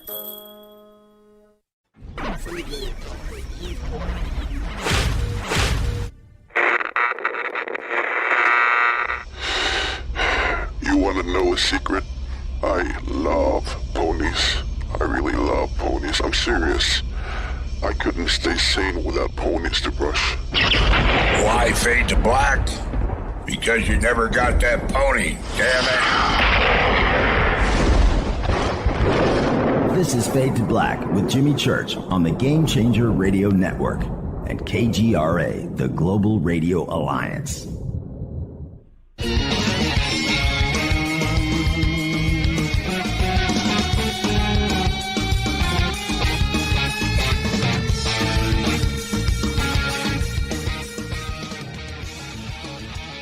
Welcome back, Fade to Black. I'm your host, Jimmy Church. Thursday night, Fadernight. Pasticcio night. Frank Zappa, 747-228-2051. Everybody knows my love for Frank Zappa. Absolutely incredible. And I got to see him twice.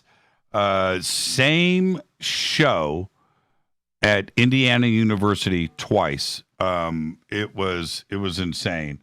Okay, hold on. I got a text coming in from Rita. Rita says,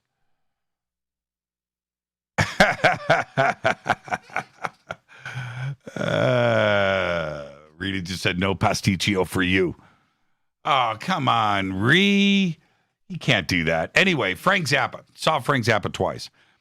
And at the time, and this is what was really strange, at that time, Steve Vai, who was playing that night, but I didn't know Steve. I knew Steve from this flexible 45 that came in a Guitar Player magazine from his album Flexible. It was the Flexi disc of the what song? I can't remember.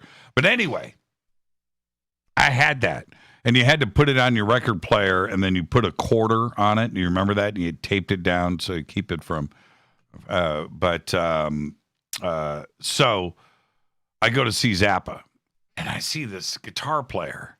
Now, at the time, it was all about Eddie Van Halen and Randy Rhoads. This was 1981. I don't think it might have been early 82, right in there. And I see Steve Vai, and then I look, and I think there was a program, but the person I was with, his name was Tim Norris from Bell Labs. We went together.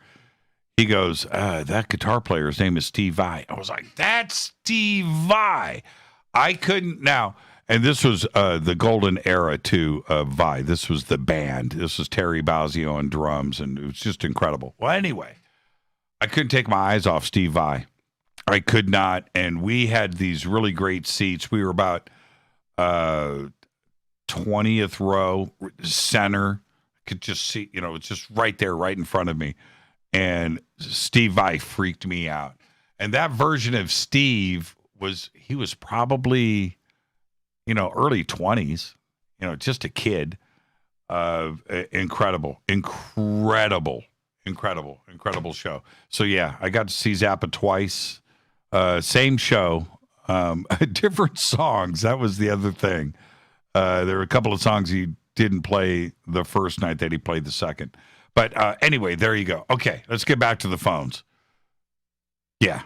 Hi, you're live on Fade to Black. Who's calling? Anthony from South Bend. Anthony from South Bend, Indiana. Oh, yeah. How close are you to the campus? Right down Juniper Road, probably 2 miles, I guess. 2 miles? So you're close to Cleveland Road. Cleveland Road runs right along the toll road. Yep. So Cleveland. So I just got to go down to Juniper there by Clay High School and turn left. My parents, I think my parents went to Clay High School. I can't believe you just said that. Yeah, they're from South Bend. And my grandparents lived right there off of Union. And so there you go. You know exactly where I'm talking about. So there. They're colonials? See, this is the thing. This is what's really funny. This is my adopted family, and some of them are probably listening right now and laughing. We used to go up to South Bend a lot for the holidays, Thanksgiving, Christmas, and things. And then my grandparents moved. My grandfather died, and then my grandmother now lives with my parents in Indianapolis. So I'm not so sure if the Irish connection is still fully alive, right? They don't go. But but it's always there. Yeah, it is, man. South Bend is a great town. Great town, amazing town. Love it. So what's on your mind tonight? Mark. Wow. Okay. All right. Okay. All right. I don't have the answer to the evil thing. I wonder if he should get one of his snipers to call in and see, because the question was, question you posed, the difference between a mass murderer or serial killer, the drive-by shooter, or a military sniper. So I know. You know what? This is a tough call for me because I don't think about it a lot. You kind of block it out, but it does come up every once in a while. It's really tough here. It is. It's tough. I don't know. I don't know about the. I can't speak for the mass killer, mass murderer. Can't speak for the gang members. Calm down. Yeah. The gang members. I gotta calm down here. Take a deep breath. And I know in 79 as a Marine, October 26th, when and I don't even know how much I can actually say, but President Park Chung-hee was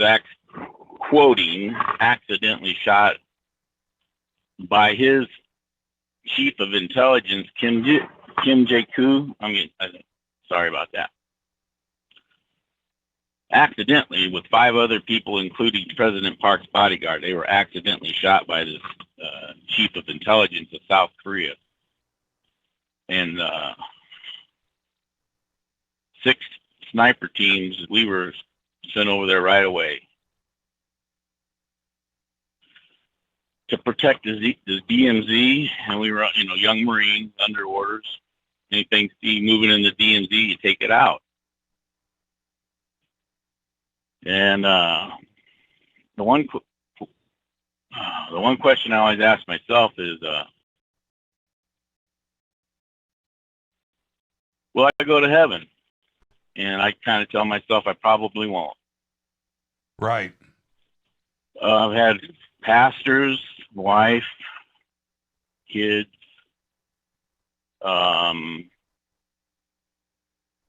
therapists tell me you're just following orders. That's right.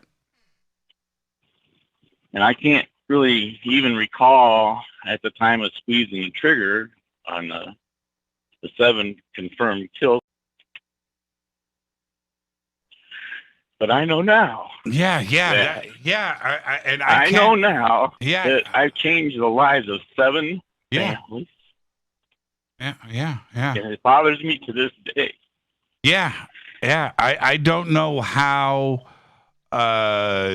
you are able to call into this show, for instance, right?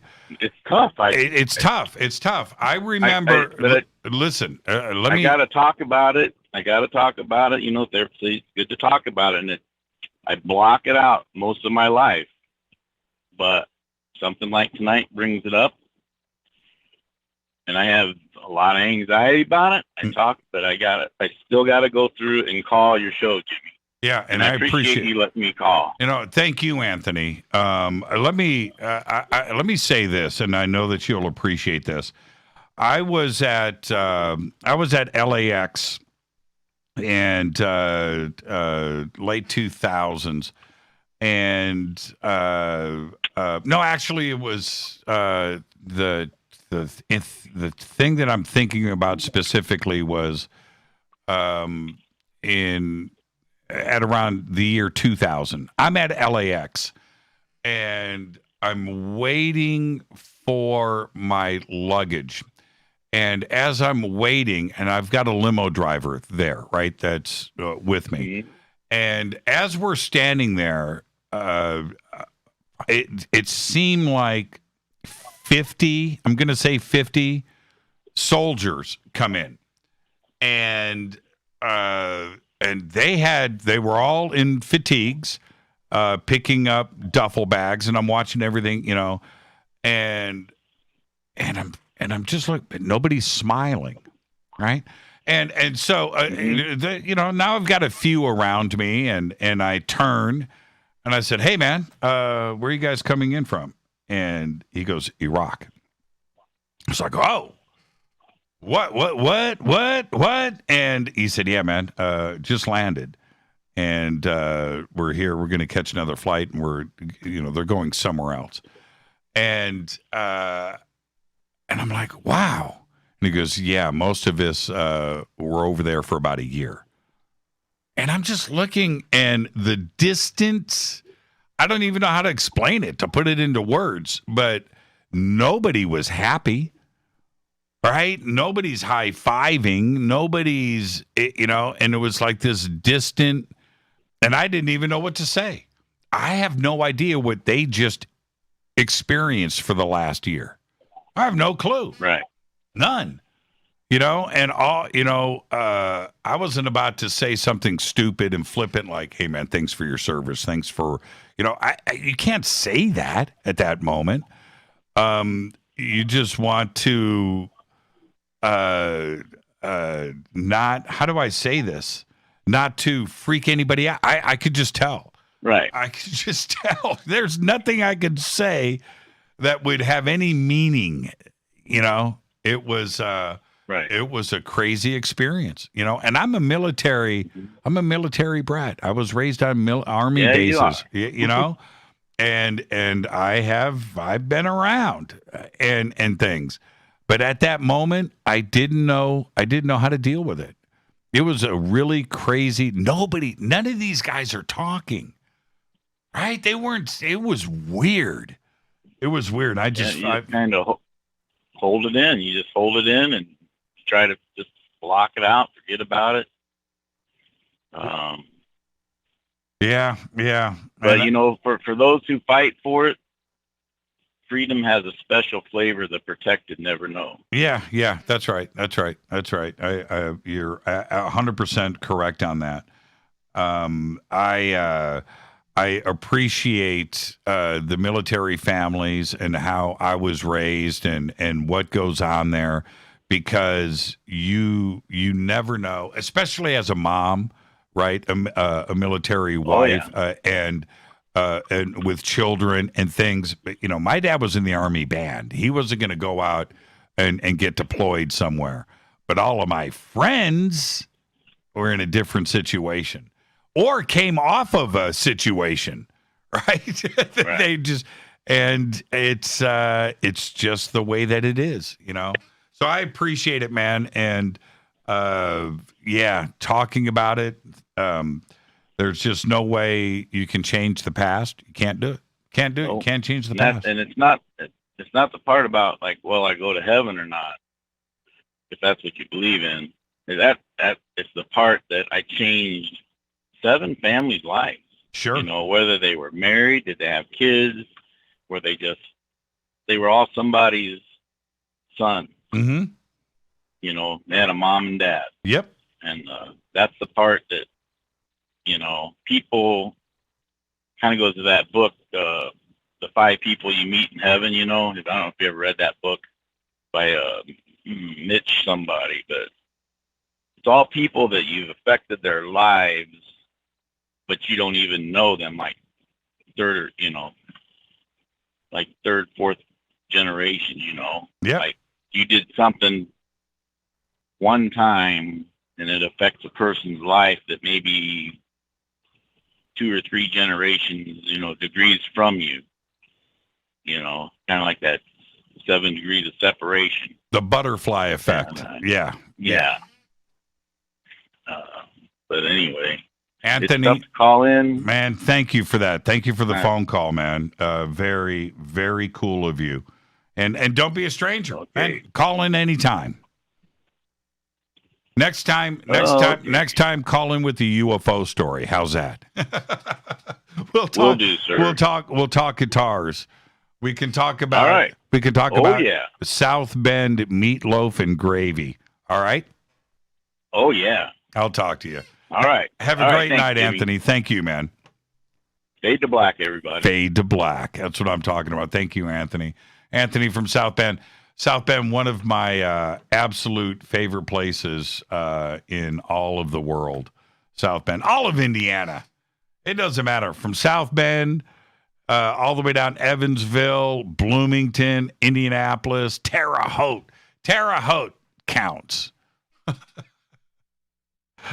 Let's go back to the phones. Hi, you live on Fade to Black. Who's calling?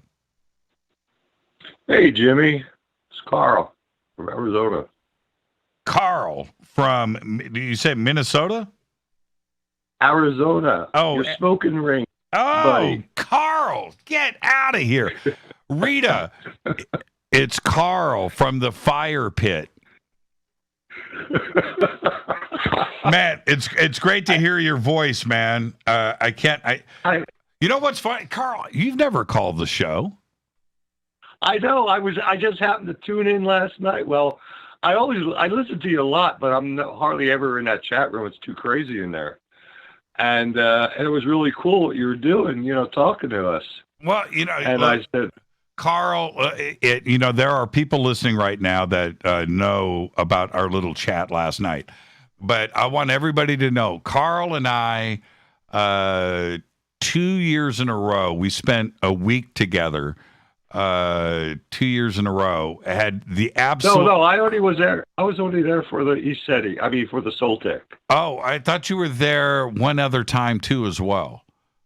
Yeah, no, I wasn't. Oh, no, just for the Soltec. But I was there for 6 days. 6 days. Well, Carl, don't blow. Carl, don't blow one of my fondest memories. Okay, it was twice. Okay, sure. Yeah, I was there when you saw the orb in the trees. Yes. Of course. But Rita right now is like, no way, it's Carl. So it was just, we had just the best time together, and the conversations that we had all day long, from breakfast until 2:00 in the morning, every single day. And it was just a tremendous time hanging out with you. And there were some fantastic, people with us, Stacy and Susan or Suzanne and a couple other ones. I mean, it was some good times around that ring. Now, wait a minute. Hold on for a second. We got to pump the brakes on this. I have talked about that orb so many times. I just got it from you are the first person that's been on the show that watched that orb with me. Was that Carl? What did you see? I'm not going to put any words into your mouth. What did you see? I really didn't see it. I didn't see it, Jimmy. Oh, you didn't? No. I think like 2 other people saw it, I believe. Well, everybody around me saw it. Okay. But so you didn't see the? Oh, okay. You didn't see the orb that night. No, and what the coolest thing, was I remember. You talk about somebody getting giddy or happy, or no one knows what you were like. I was at the Soul Tech. I was in a lecture, and I came walking out, and it was like 20 minutes after you just saw the beer can. And you were still absolutely insane.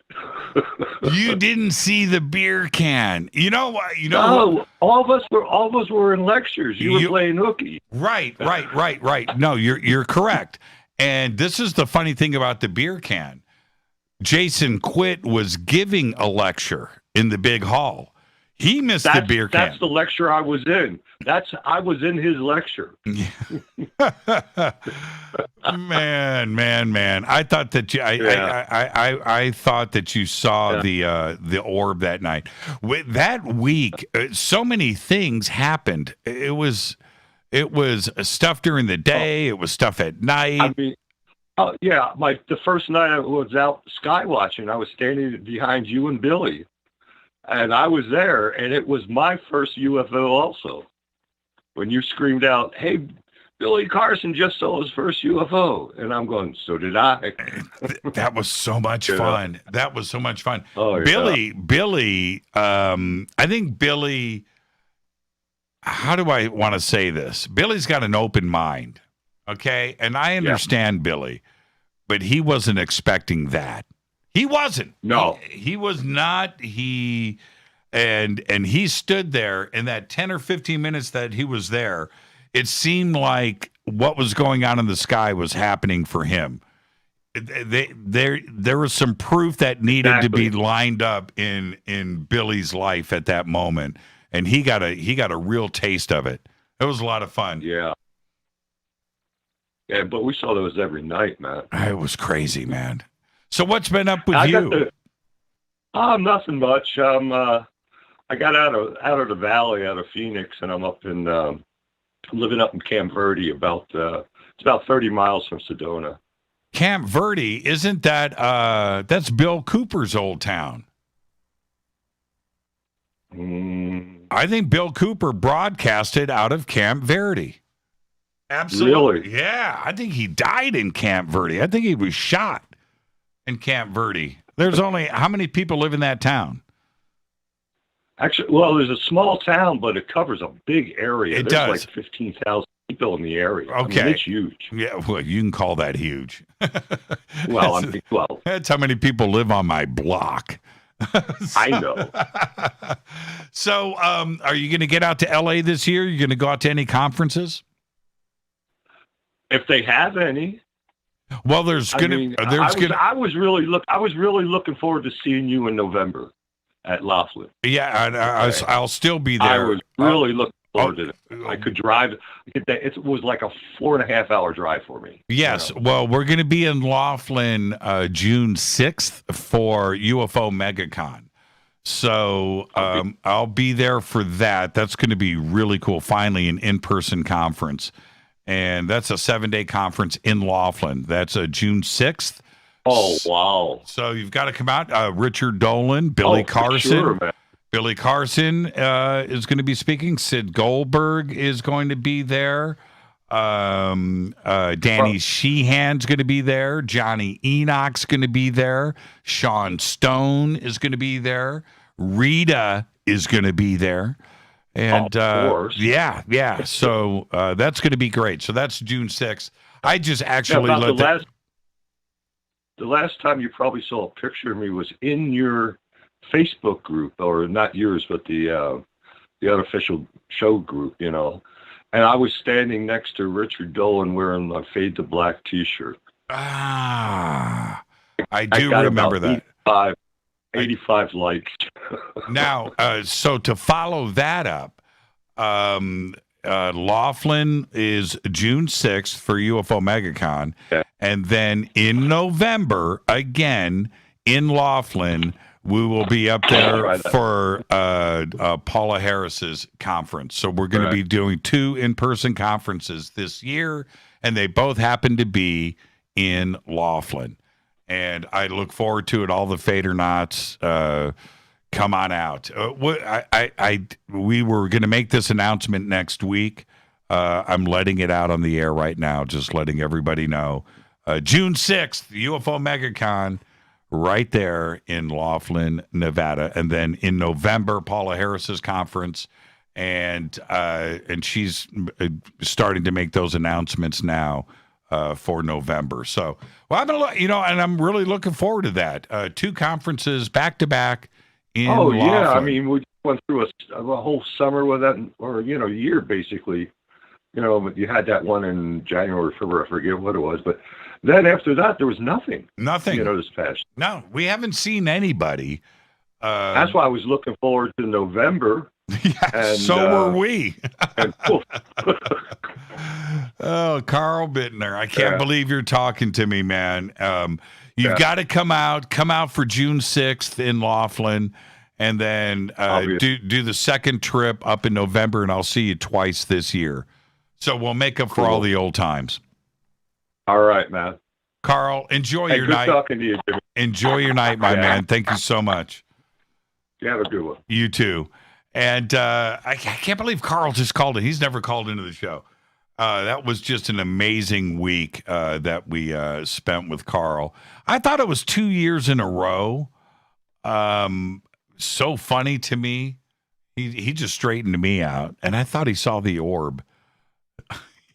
Carl just straightened me out right there on the air. This is Fade to Black. I'm going to take a quick break. More of your phone calls are next. 747-228-2051. 747-228-2051. I am your host, Jimmy Church. Thursday night, it is Fader night. Open lines all night long. I'll be right back.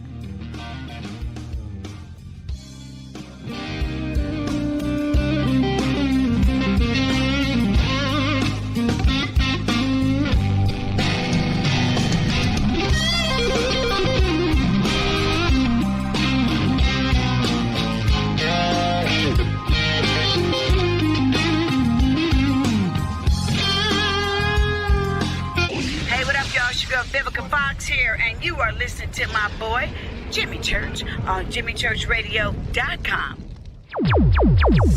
Despite popular opinion, reading a book will not make you smarter. But listening to Jimmy Church will.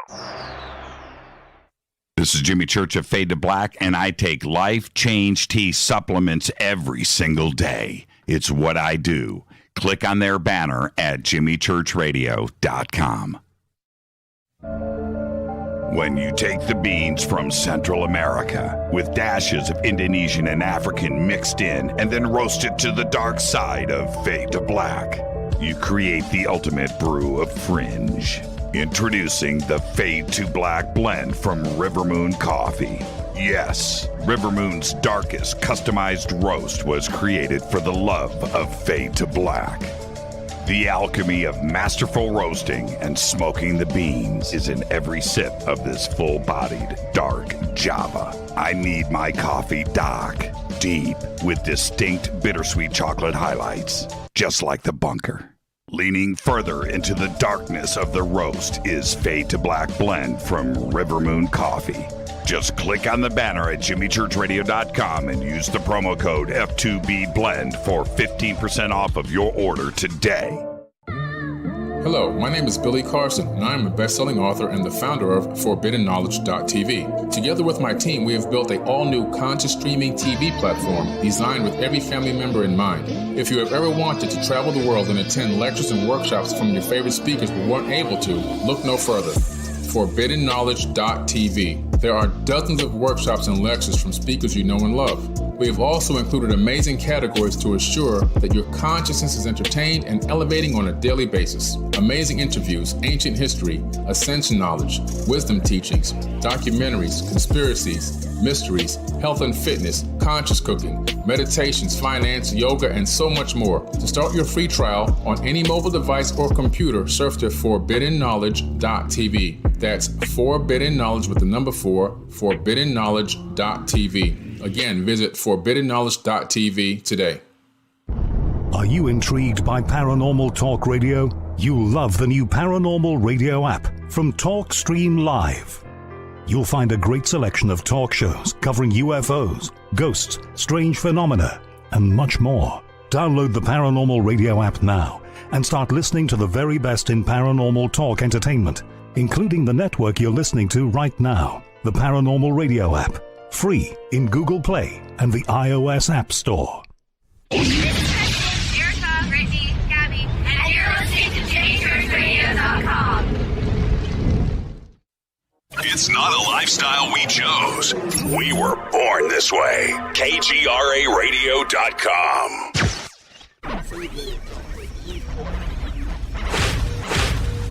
This is KJCR at JimmyChurchRadio.com.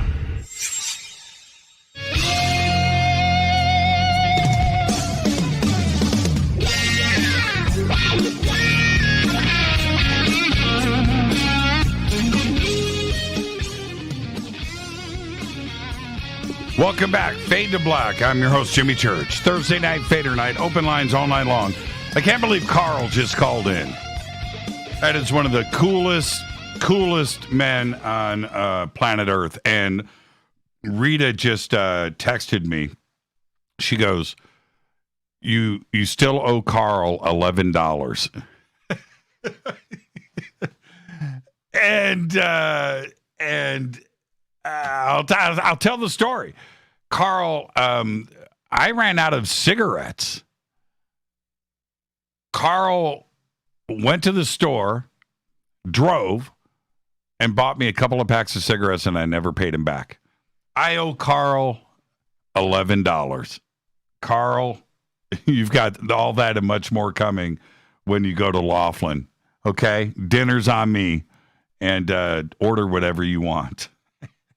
And I'll pay you the $11 in interest in cash. Carl, what a cool dude, man. Cool. I'm telling you, open mind, open spirit, feet on the ground, smart as the day is long, and some of the best conversations I've ever had were with Carl. Carl, thank you so much, man. And I will pay you that $11. Okay. The guilt. Oh, man. Carl, see, that's what kind of gentleman he is. He didn't bring it up on the air, and he could have. Let's go back to the phones. Hi, you're live on Fade to Black. Who's calling? Hi, Jimmy. This is Tanya from San Francisco Bay Area. Hi, Tanya from the San Francisco Bay Area. I'm going to have to ask, what part of the Bay? Contra Costa County. There you go. There you go. Yeah, a little town by the name of Pittsburgh. Nobody knows it, so. Oh, I've never heard of Pittsburgh. There's a Pittsburgh up there, huh? Yes. Okay. Off of the 101? No, it's actually off of Highway 4. It's if you know where the Walnut Creek area is. I do. Berkeley, and then Walnut Creek, Concord, going out towards the middle of the state there. I'm a little bit more east. I'm going to look it up East right now. Hold on. California. Pittsburgh, California. Okay, here we go. I'm gonna look at it right now. I'm gonna find out. Let me see. I just for me. It's just a little bedroom community. Oh, there it is, right there. Sure enough, Bay Point, Shore Acres. Yeah, I never knew. Yeah. Wow, right there off of Highway 4, right next to Antioch. Mhm. Yeah, Right. Yeah. There The you Delta. go. It's a tiny little place, but it's there. It's Yes. there. Old Town Pittsburgh. You've got an old town in Pittsburgh. Yeah, that's cool. Yes. Yeah, there you go. It's an old coal mining. I believe it started as a coal mining community back way long time ago. That's why they called it Pittsburgh. So, yeah. It was actually called New York of the West to begin with, I believe. There you go. What's on your mind tonight, Tanya? Well, I wanted to talk about something I saw in the sky, but I was hoping you'd let me take a minute to say something to Anthony. Who's Anthony? Oh, Anthony that just called in. Okay, yes. Yeah, I was listening to him, and I just wanted to say that I'm thankful that he called in to say what he did to start to lay down his burden on his experience. And I just wanted to say to him, Anthony, it's going to be okay. It's real important that you talk about things like this. I think it's important to know that we're here as spirits and souls growing, and what matters for him is what he takes from this experience. He had to do this because it was his responsibility, but how he handled it and viewed it is what makes him as a human being. So he didn't take any glory in this action. It didn't make him a bad person. It made him very contemplative and empathetic, and it's something that he's been thinking about and concerned about and worrying, and as a soul, he's growing. Absolutely. So for him, You're right about that. His experience, it's a good thing. He came out of it better. And I just want to let him know, drop the hell concept. He doesn't need to worry about being there. Don't buy that. If he feels like he needs forgiveness, give it up to God or the universe or whomever when he starts to feel bad, and, just kind of continue to lay that burden down so he can go on with his life. Thank you for that, Tanya. Thank you for that. All right, you said UFO. What did you see? Well, I don't know if it's a UFO or it's ours, but when I heard your beer can story, it reminded me of something I saw in the sky. I think it was about 2016, somewhere around 7 o'clock in the evening. I like to look at the sunsets when they come up because the sky is so pretty. And so anyway, I was walking away from my bank, walking over to a Starbucks, and I started looking at the sunset somewhere between that time. Mm-hmm. And I noticed as I was just looking at the colors, all of a sudden I saw at about 35 degrees a rocket. And it looked like if you remember the rockets that used to launch the Apollo rockets, Mm-hmm. they're kind of fat, and it had like a cone top, and it was just all of a sudden there in the sky, which startled me. There was no booster or anything. It was just there, and I kind of looked around to see if there was anybody else to try and say, hey, do you see what I see? And unfortunately, there was no one walking by where I was. And so I thought, well, I looked again, and I thought, am I really seeing that? And I knew I was. So I said, okay, well, I'm going to really focus on this and see what it is, because it's in the sky just kind of hanging there. So then the booster turns on. It starts to go up like it's fighting gravity. Lasted about 15 seconds. And I'm thinking, because I watched a lot of launches when I was a kid, I'm thinking I'm going to start seeing some smoke from the booster. There was no smoke, just this rocket going up.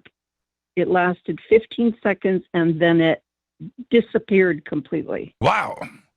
That's a crazy sighting. I'm not so sure. Well, we all know what rockets look like, and you're describing a rocket, but how could you not have fire, smoke, and the vapor trail and everything else that goes along with it? I've seen a few rocket launches. In 1980, in 1985, I was in Pasadena. I was in Sierra Madre. I was at a friend of mine's apartment, and his mom was there, and his sister, and I was with another friend of mine, Rob. And so anyway, we're walking out of the apartment. We were dropping somebody off, but I had just talked to his mom for a few minutes. She was a friend. And she was watching the news. I remember that was on TV. And we walked out, and it was on the second floor of this apartment building. And we're walking down the stairs. And at that moment, right over the trees, right in front of me, this rocket, missile, whatever. And it's right there. Mm-hmm. And it's in the evening, not dark. It was 5 o'clock, sunset, like what you're describing. And I stop on the stairs. I'm with like 3 or 4 people, and we're watching this thing, and it's going straight up. The vapor trail and everything else. Now, I wasn't thinking satellites. I wasn't thinking astronauts. I was thinking, holy crap, nuclear war. That's what I thought. And we watched this thing go straight up, just straight. It never curved. It went straight up and then, into space. And it didn't last very long, by the way. I turned around. I ran. I was expecting other missiles to be taking off. I ran back. She was watching the news. And I went in, and I was like, Linda, emergency broadcast system, anything. She goes, what are you talking about? I said, a missile launched outside. And she goes, what are you talking about? No, there's nothing on the news. I said, no emergency broadcast system. And I was relieved. She comes back outside. You can still see the vapor trail. It stayed there for 15 minutes. But, and then all of us walked back in to watch nothing. There's nothing on the news. They didn't. Now, I was relieved. But isn't it strange? I didn't think missiles. I mean, I didn't think satellites. I didn't think Vandenberg or astronauts. I didn't think any of that. I thought, holy crap, that's a nuclear missile. But obviously it wasn't. And there you go. But there was the vapor trail, and I could see the missile too. There was no vapor trail. Yeah, that's weird. There was no vapor trail. And from where I stood, this would have been directly over the San Francisco Bay. There's no base there.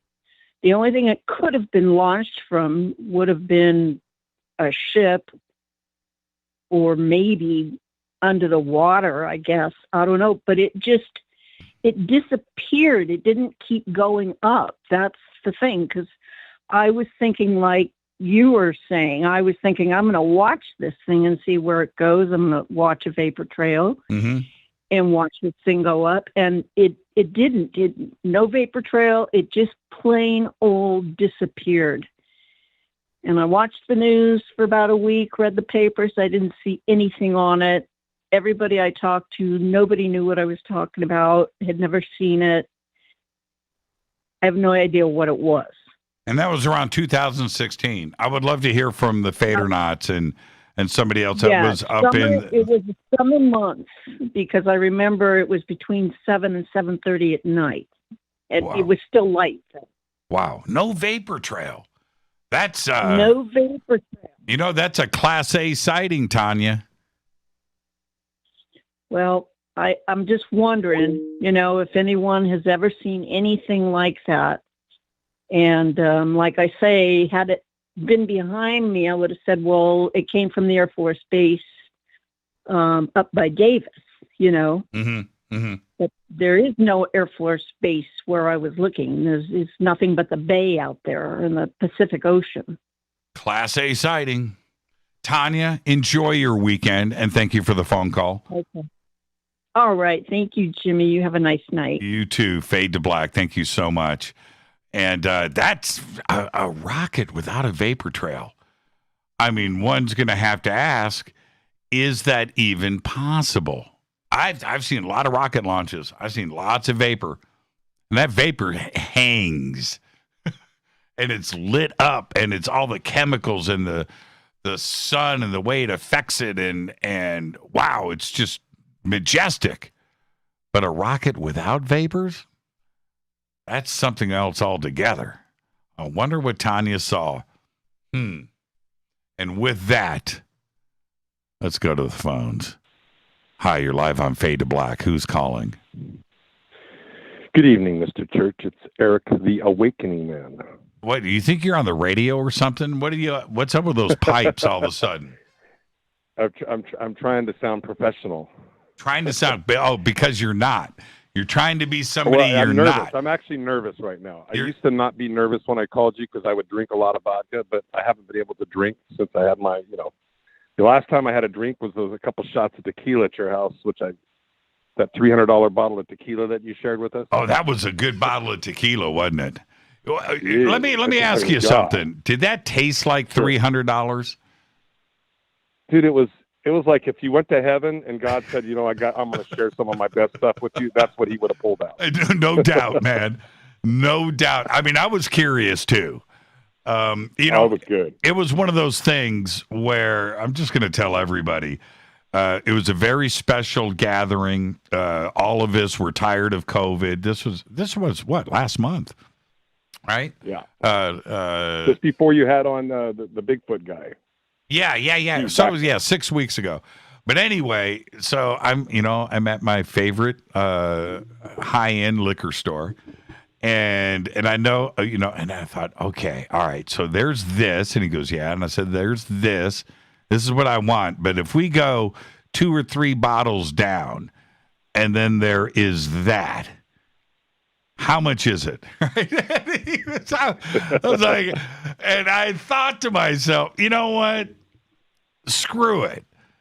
I got to know what that tastes like. So I bought a bottle of each. And sure enough, that was incredible. That was incredible. And it doesn't take. People think tequila, right? And they think about Patron or something else. And then there is this. It's a whole nother classification of deliciousness. Just incredible. Incredible. Yeah, if you hadn't have told me it was tequila, I wouldn't have known it because there was none of that tequila bite to it. It was so smooth. It almost tasted like Kool-Aid, but like the best Kool-Aid in the world. It was so good. Yeah, you know what was funny that night was Steve Murillo. He didn't want that bottle to run dry. He was fully engaged. It was pretty good. All right, man. So what's on your mind tonight? So, a lot of things. I'm going to try to ramble through these things because I do want to get to some important things. But you always talk about the beer can, and I remember, being there with you and roaming around with my iPad, and I was out on the grass at that time when you were down sitting at the benches with all those people, and you had those binoculars and those whatever you had. You were looking out at the mountain out there, right? And I clearly remember you, getting excited, and so I ran over there with my iPad. And I tried to look, and by the time I was able to look, it had already gone. But what I really wanted to bring up was, to me, the greatest mass sighting that I've had with you and with any group actually was what we saw on the eclipse in McLeod. Because if you recall, we had the night vision up there, but those objects that were in the sky were so bright you didn't even need the night vision.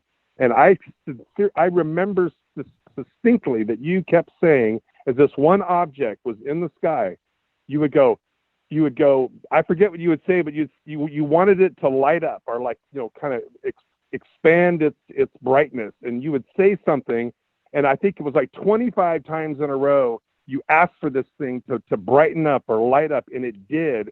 And do you remember that? I mean, that do. To me was amazing. That was you never talk about that, though. No, you're right about that. And see, the thing is, and what Eric is talking about, so this pretty low, a bright UFO, whatever, flew over us, and I yelled at it, and it flashed us. And I said whatever I said, and I said, do it again. Well, anyway, in this moment, flying over us, and it was slow, it wasn't too, because it ended up flashing 25 times in a row and then flew away. And that, but Eric, this is what's crazy. That is just one of so many sightings that we've had together that unless you brought it up, I've forgotten about it. You know what I mean? But to me, that was a mass consciousness event. That was crazy. To me, there was a power in the consciousness, because everybody that was there in that group, we were already all believers. So whatever that thing was, I think it was putting on a show for us. It just How felt many? like We had 100 people out there, right? At least 100 of us, and we're all. And how loud was everybody shouting every time that thing flashed? Right? I was like a rock concert. In fact, I even said, "This is like Foghat in 1975." You remember that, right? I was like, man, this is totally remember. Now, there was another sighting that particular night. Mark Walsh was standing next to me, and we were facing. Okay, so that's north. So we're facing west, and out west, Mark and I had these binoculars. We weren't using night vision at that moment. It was. Anyway, so the sky to the west was still blue, right? It's like dark on top of us, but out to the west, it was still a little bit blue. But Mark says to me, he goes, man, check out those 3 stars out there. And so we're looking west, and it was like a triangle of stars clustered together, but it's a blue thing that's going on out there.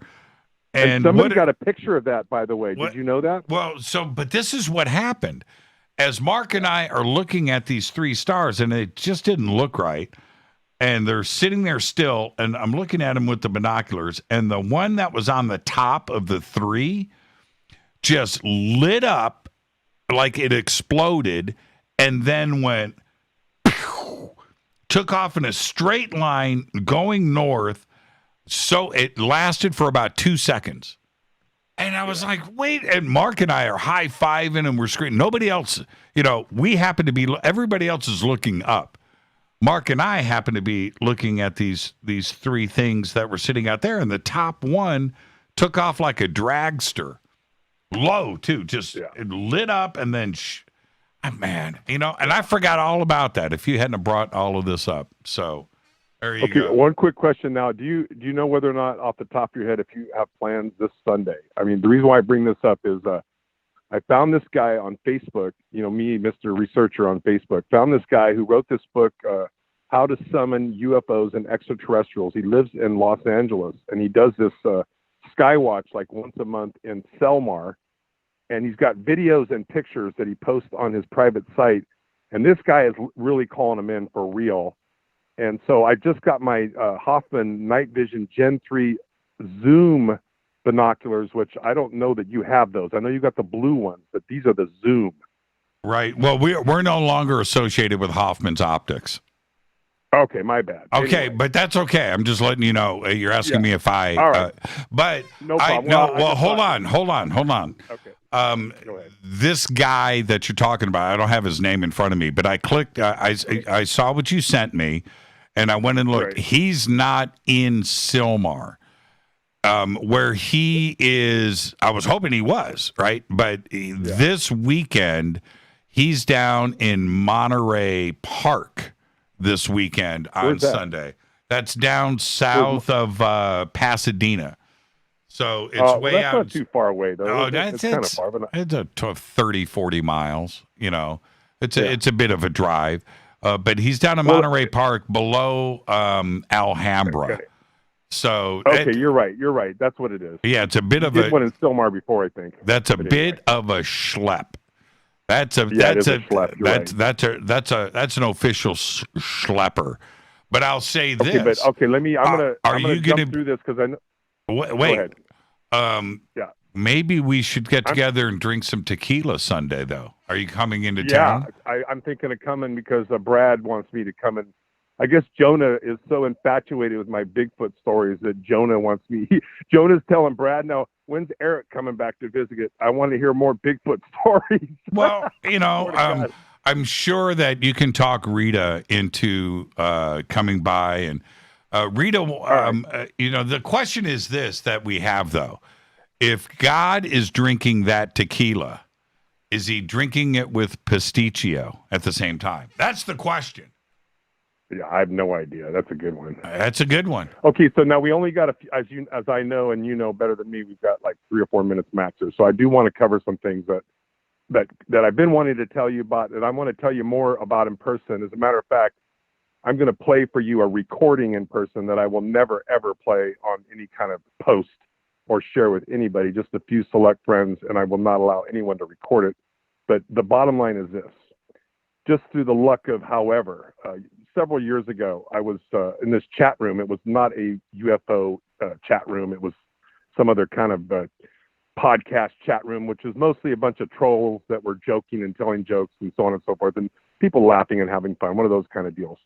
And I met this guy, and somehow we kind of befriended each other and ended up talking on the phone separate from this little chat room that we would go into once in a while together, right? Okay. And now I've known this guy for like 4 years now. You've only got 90 seconds. Okay, I'm gonna just say this, that there's a program. It's called Operation Phoenix, and one of the people that was involved in that program is dead now. His name's Michael Aquino. People can research this. He's the guy that was the Temple of Set. Yeah. There's another guy that's still alive that I will not say his name ever on air, especially because that would not be smart for me. But he was also a trainer in this program, this Operation Phoenix program. And the reason why I bring it up is because of your earlier caller that said that he talked about being in the service in Vietnam and having the 7 kills. Well, the real super soldier program, not the fake super soldier program that in my opinion now, based on what I've learned recently, there are no super soldiers going to Mars and fighting reptilians. And there's a handful of people, I'm not pointing anybody out, but I no longer believe that story has any credibility. But I will tell you this, there were real super soldier type people that were trained in a program that was the offshoot of MK Ultra. And these programs are still happening today. I don't know what names they're under, and I'm not going to even try to get into details over the phone about that. But what I want to show you when I come to see you is I'm going to show you this video of this guy who's not alive any longer, but was in a more modern day program that involves, and I'm going to be very careful what I say, because if anybody's in the audience listening and they want to research this, they can research it. But there's a program, it's called the aerial platforms. And the reason why I bring up aerial platforms is these platforms are a technology that have been developed, and they've been experimenting with this technology. And if there ever is a fake alien invasion, these are the platforms that are out there right now that they're testing that they could use for this fake alien invasion. I'm not making any of this up. Okay. All right. Well, show me on Sunday. And with that, Eric, stay right there. I got to roll credits right here. So just stay right there. I'll talk to you after the show. Don't hang up. Fade to Black's executive producers, Rita Kamarian. Show's produced by Hill J. Palm, Renee, Dennis, and Kevin. Announcers are Steve Harder, Gene Vitoa, Mark D. Kovar. Webmasters, Drew the Geek. Music, Doug Aldrich. Intro, Spaceboy, spaceboymusic.com. Fade to Black is produced by KJCR for the Game Changer Network, and syndication is KGRA, The Planet. It's broadcast owned and copyrighted 2021 by Fade to Black and the Game Changer Network, Inc. It cannot be rebroadcast, downloaded, copied, or used anywhere in the known universe without written permission from Fade to Black or the Game Changer Network. I'm your host, Jimmy Church. I want everybody to have a great, safe, fun, amazing weekend, and we will see you on Monday. It's time to fade to black.